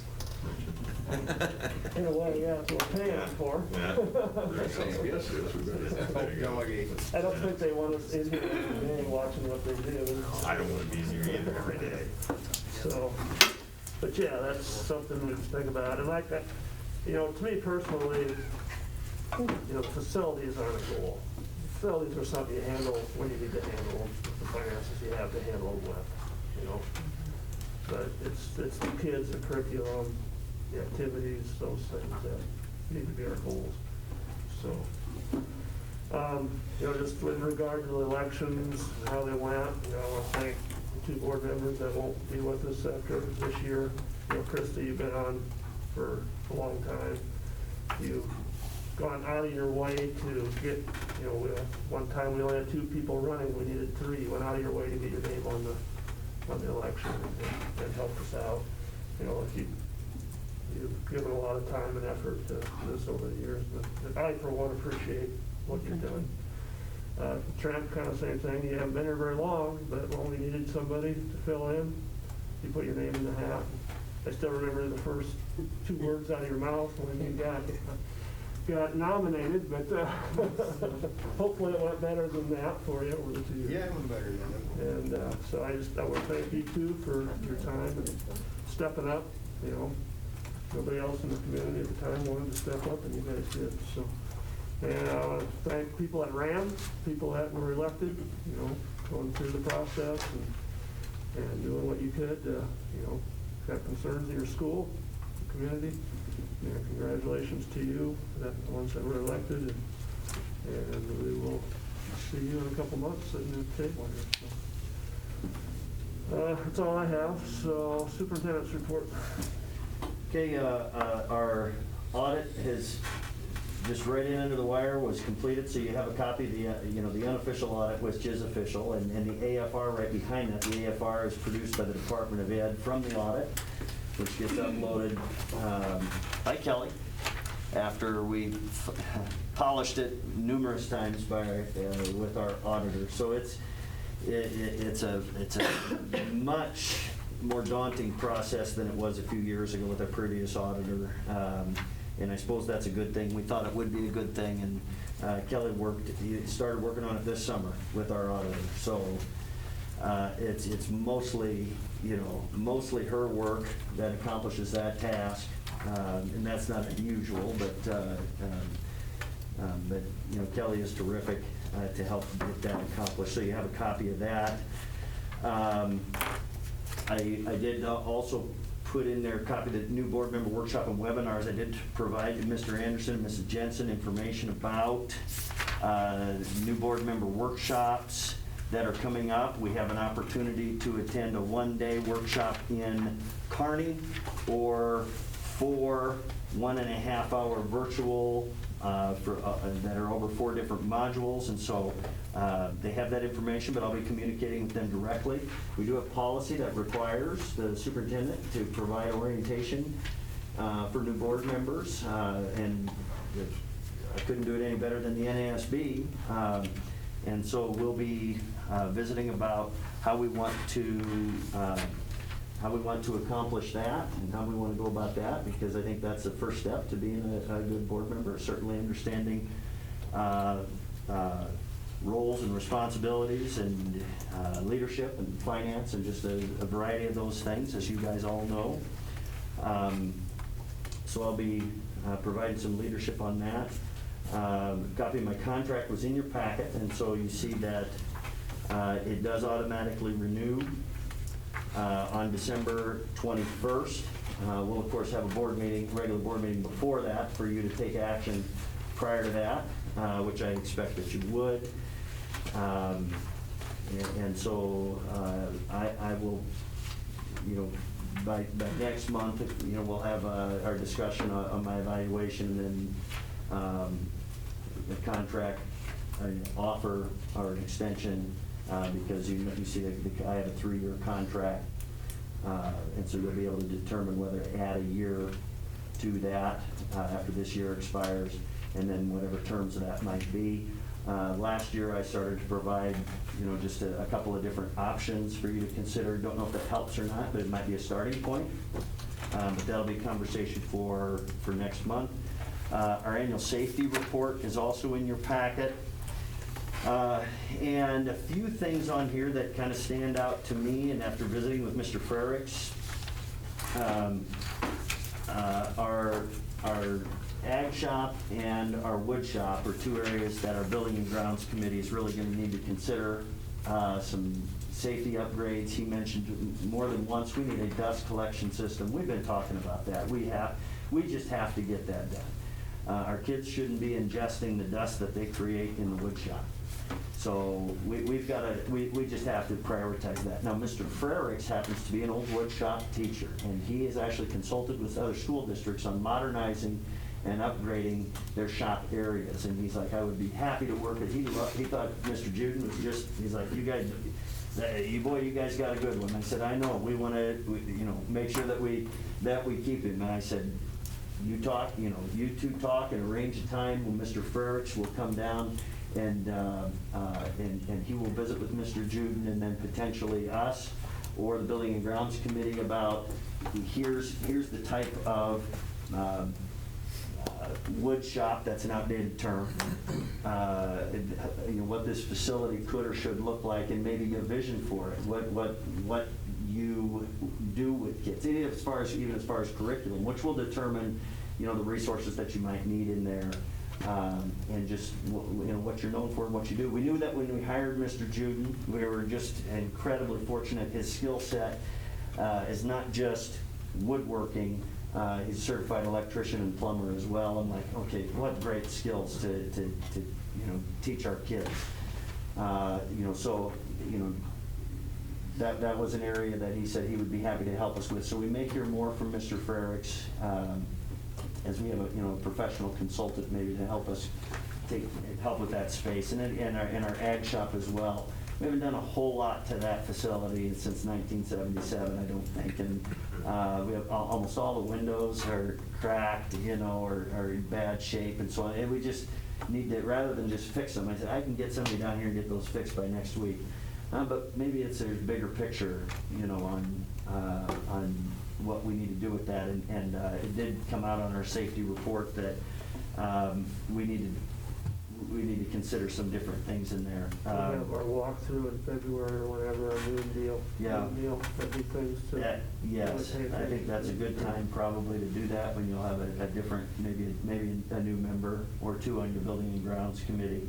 That old playground structure might need to start looking at something to replace that old wooden playground structure that was brought up. So those are a few of the highlights, I think, of the safety report. Is there anything that you noticed on there that you have a question about from that bulleted list from Mr. Frericks? Those are concrete issues outside the locker room? Yes, that will probably be something our Building and Grounds Committee, the boys' locker room exit door, the one that goes to the north. Next time you're in that area, maybe take a look. That concrete is very bad, broken up. And that may be a part of a big concrete job next summer, potentially with a new retaining wall on the south side, could be collected in that, but that concrete is in pretty rough shape. There's a few signs and stuff too that I Yeah, recommended. Is that yeah, pretty easy fix? always, yes, updated emergency evacuation signs in all your buildings. He doesn't like the size of the numbers that we have on our windows and doors. So things, a lot of times when the safety guy comes back, the next year when he comes back, half of the things he had on his bulleted list the previous year are still on your list, but. Kind of want to do a few of them to make him happy, or at least listen. Yeah, no doubt. So it's just a necessary annual inspection, understood. And he is new to us and certainly excellent, enjoyed our time with him, but then we kind of get a little added bonus of, he says, I would be happy to lend my services to you and. Well, the dust and your shouldn't be a school problem district. right now, right? The what? The dust. Is it? They're all wearing a mask, so they shouldn't be an Oh, issue right now. I would say we still probably, we're not going to be wearing a mask forever. So yes, we probably should plan for when they're going to be unmasked in there. So, yes, that would be months down the road, I would guess. I don't know what regulations are like dust control, what you can do yourself, but some of that stuff, if you've got that kind of talent, could almost be a school project for some kids. I mean, some of that stuff can be built. Yes. Built Yes, on I the mean, spot. you use your own talent and skill and kids to improve the space. Right. I mean, So. I'm sure you go online and find dust collection systems that you can build yourself. Yeah. And maybe Yeah. that's a way to go about That would be an awesome But way to maybe look you at it. have to meet all these requirements since you're a school too. I Would don't be know. a great way to accomplish that. I have flex time on there. This is an opportunity, Mr. Sauer kind of mentioned that option, maybe for us to be able to count instructional time, but yet dismiss students for teachers to have work time or staff development time, just when we recognize that they might need some additional support, dare I say break. But my primary worry though is when we send kids home, some of them don't get the support and services that they need, that they only get at school, 2 good meals a day, all those things. So, I mean, it would have to reach a certain level for me to say, kids would be better off at home today. I know we need to take care of our staff, I understand that. But I believe that our staff are in a better position to stay mentally healthy and persevere than maybe many of our students. But we do have that option. I did push out to you last week that EHA rates came out at 2.96 increase for 21-22. That's after, I think, was it a 7.96 or 7.91 the previous year. The reason that's significant, that's a nice low increase, but the reason it's significant is it does go over a 10% increase, and so I've already notified the PPEA that the base agreed upon for 21-22 will be $100 lower. And that was written in the negotiated agreement. If there's a 10% increase in EHA rates over the course of the terms of the negotiated agreement, that second year base would be reduced by $100. So they understand it. So that's been communicated to them. So that's a good thing. Our Veterans Day program, we cannot accommodate 300-some students, 60-some faculty, and any community members in our Tartan gym as we've generally done. Mr. Schmidt and Ms. Thompson, along with several teachers, a lot of students, have prepared a virtual program, which is really going to be pretty awesome. Is that too big a word to use, team? I have seen some things that they've put together, and it's some things that I've never seen before from our students. So we're looking forward to that. That'll be pushed out sometime on Veterans Day. We'll push it out on our Power School, Twitter, Facebook, whatever else. And then folks will have our YouTube page, so they'll have the opportunity to to view it however, and we've included the American Legion, we even brought them in and filmed them posting colors, retiring colors. You know, so we're gonna make that happen. Schools are doing a variety of things, but it was a big discussion this morning with superintendents, because the new DHM's going to effect at 12:01 Wednesday morning. That's Veterans Day. So schools that were planning a in-person veterans program at 50% capacity, you know, unfortunately are now scrambling because now they can't have it.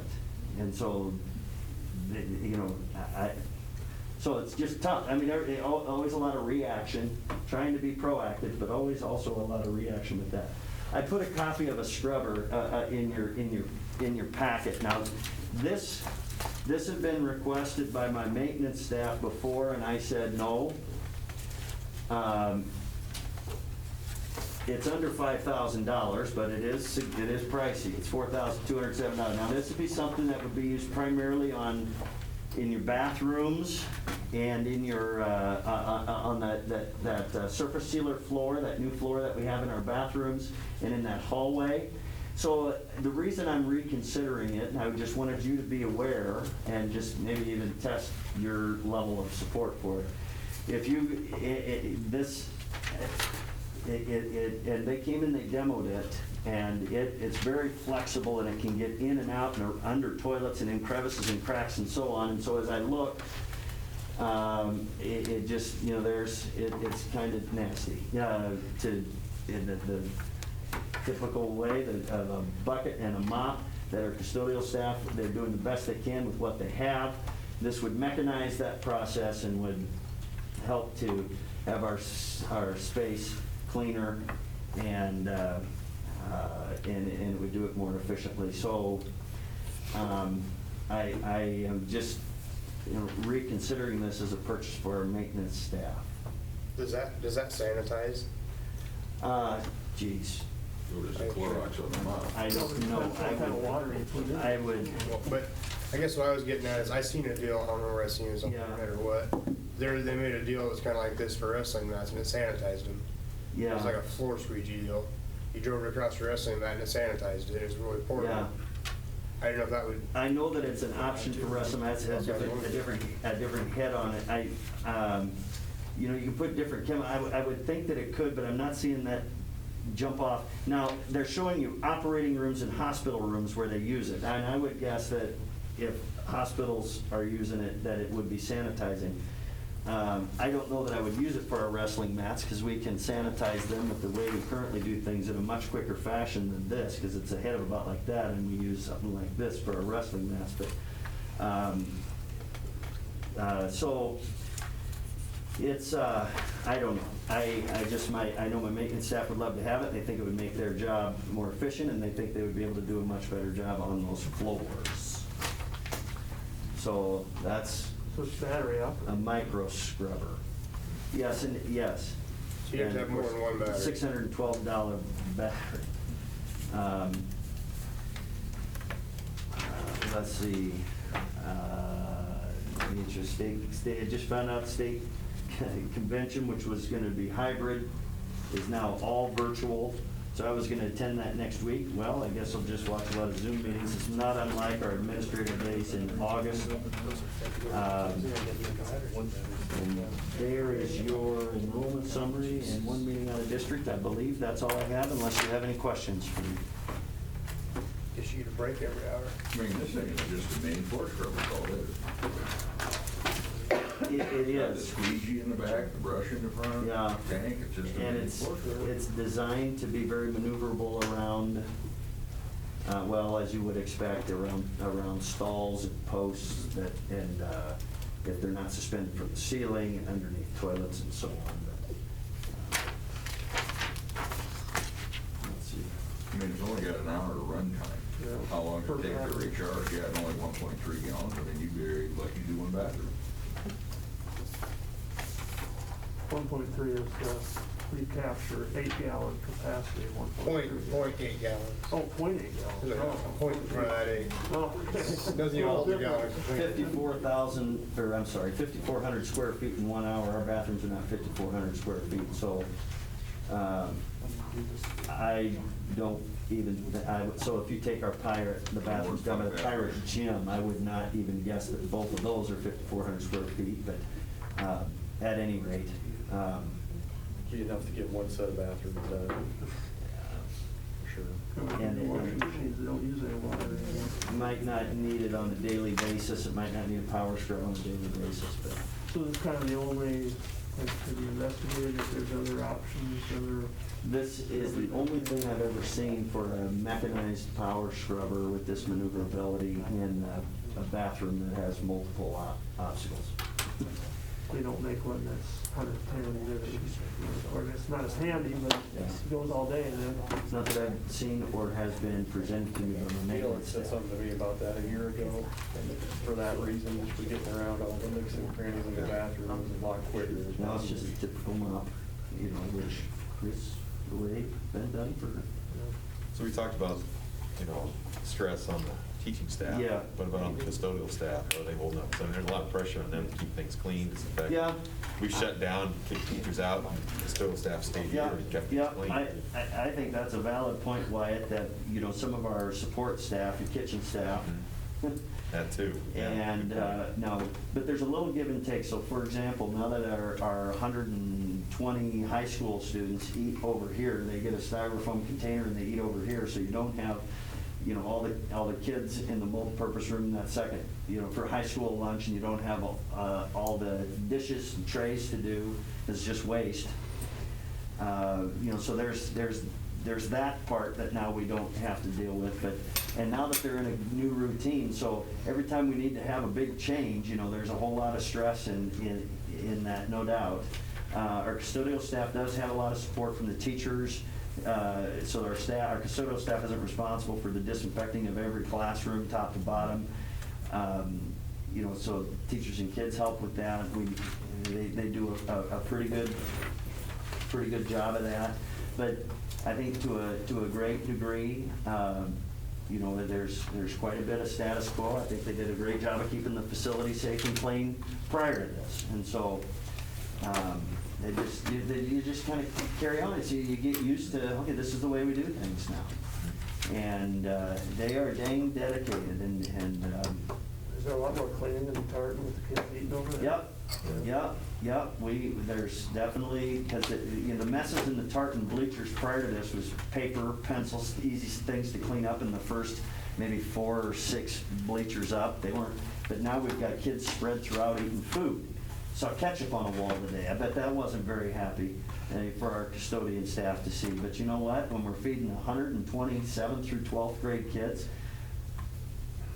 one kid squishing a ketchup packet, it's bound to happen, and make a mess. Now, we've got adults in there, but they're not, it can happen. If a kid is determined to be sloppy, for the most part, they do a good job. But yes, the cleanup of those bleachers every day has, the amount of work is increasing incrementally, but we don't have another alternative for what to do for them. You want to talk about the kitchen situation? The kitchen situation. The drain? The what? The drain? Oh, yes, we may have to break open the kitchen floor over Christmas break to get to a pipe. There is a small bathroom in the kitchen. Had a typical plumbing issue in that toilet. Snaked it, whatever it was, just pushed it further down the pipe. Went in there with a camera, and the cable is now caught. Camera is snagged on something. They think that the pipe is eroded and broken, and that it potentially is snagged on a pipe edge. And so one of the best options is I'm gonna bust a 3x3 hole down in there. We'll be able to put a backwash in then. I mean, the view, if we think what's under there is what's under there, and if we're right, here's how we'll fix that. And while we're there, we'll be able to provide a backwash, because we've got a couple of different drains, one that comes from the sink where there's gonna be a little more sludge and stuff, and then one that comes from the toilet and the regular sinks. And Well, it's not my expertise, and so as I sat and listened to him, I'm just thinking about busting up this floor over Christmas break. I'm not very excited about it, but Gail calmed me down and said, Darren, we can do this, and we can probably do this in a week's worth of time, and unless we run into something unexpected, and we'll put a backwash in here with my plumber, and it's really not gonna be that expensive, but yeah, we might have to Cast iron pipe? dig it, probably, 1963, 64. What's the Probably dimensions? cast iron pipe that Gail was saying, it wasn't put at a bit of a pitch, and so if it was just put level or whatever, it's got water sitting in it all that time, and that's how a cast iron pipe doesn't last forever. 4 inch, 6 inch? I don't know. I don't know. I don't know. You want to help with the project? Hey, I worked for mechanical contractors for 4 years in college, that's what I used to do. You got the experience. All right. So yes, that may be but that shouldn't be an expensive or something where we got to shut our kitchen down because we got raw sewage, shooting up out of the floor. Don't you have it? That gave you a nice little vision. Sorry. I do know how to do it, as long as it's not under load-bearing wall. Not no load bearing wall, right in the middle of the floor, just as You're you walk hired. in. We'll double the pay. Leave the refrigerator unlocked and it's a deal. Bring your own lunch today. Might be kids. cheaper to hire somebody else to do it. We don't have to do it once, so. It's gonna be a heck of a night. Okay, you done? Yeah. I'm done unless there are no further questions. Okay.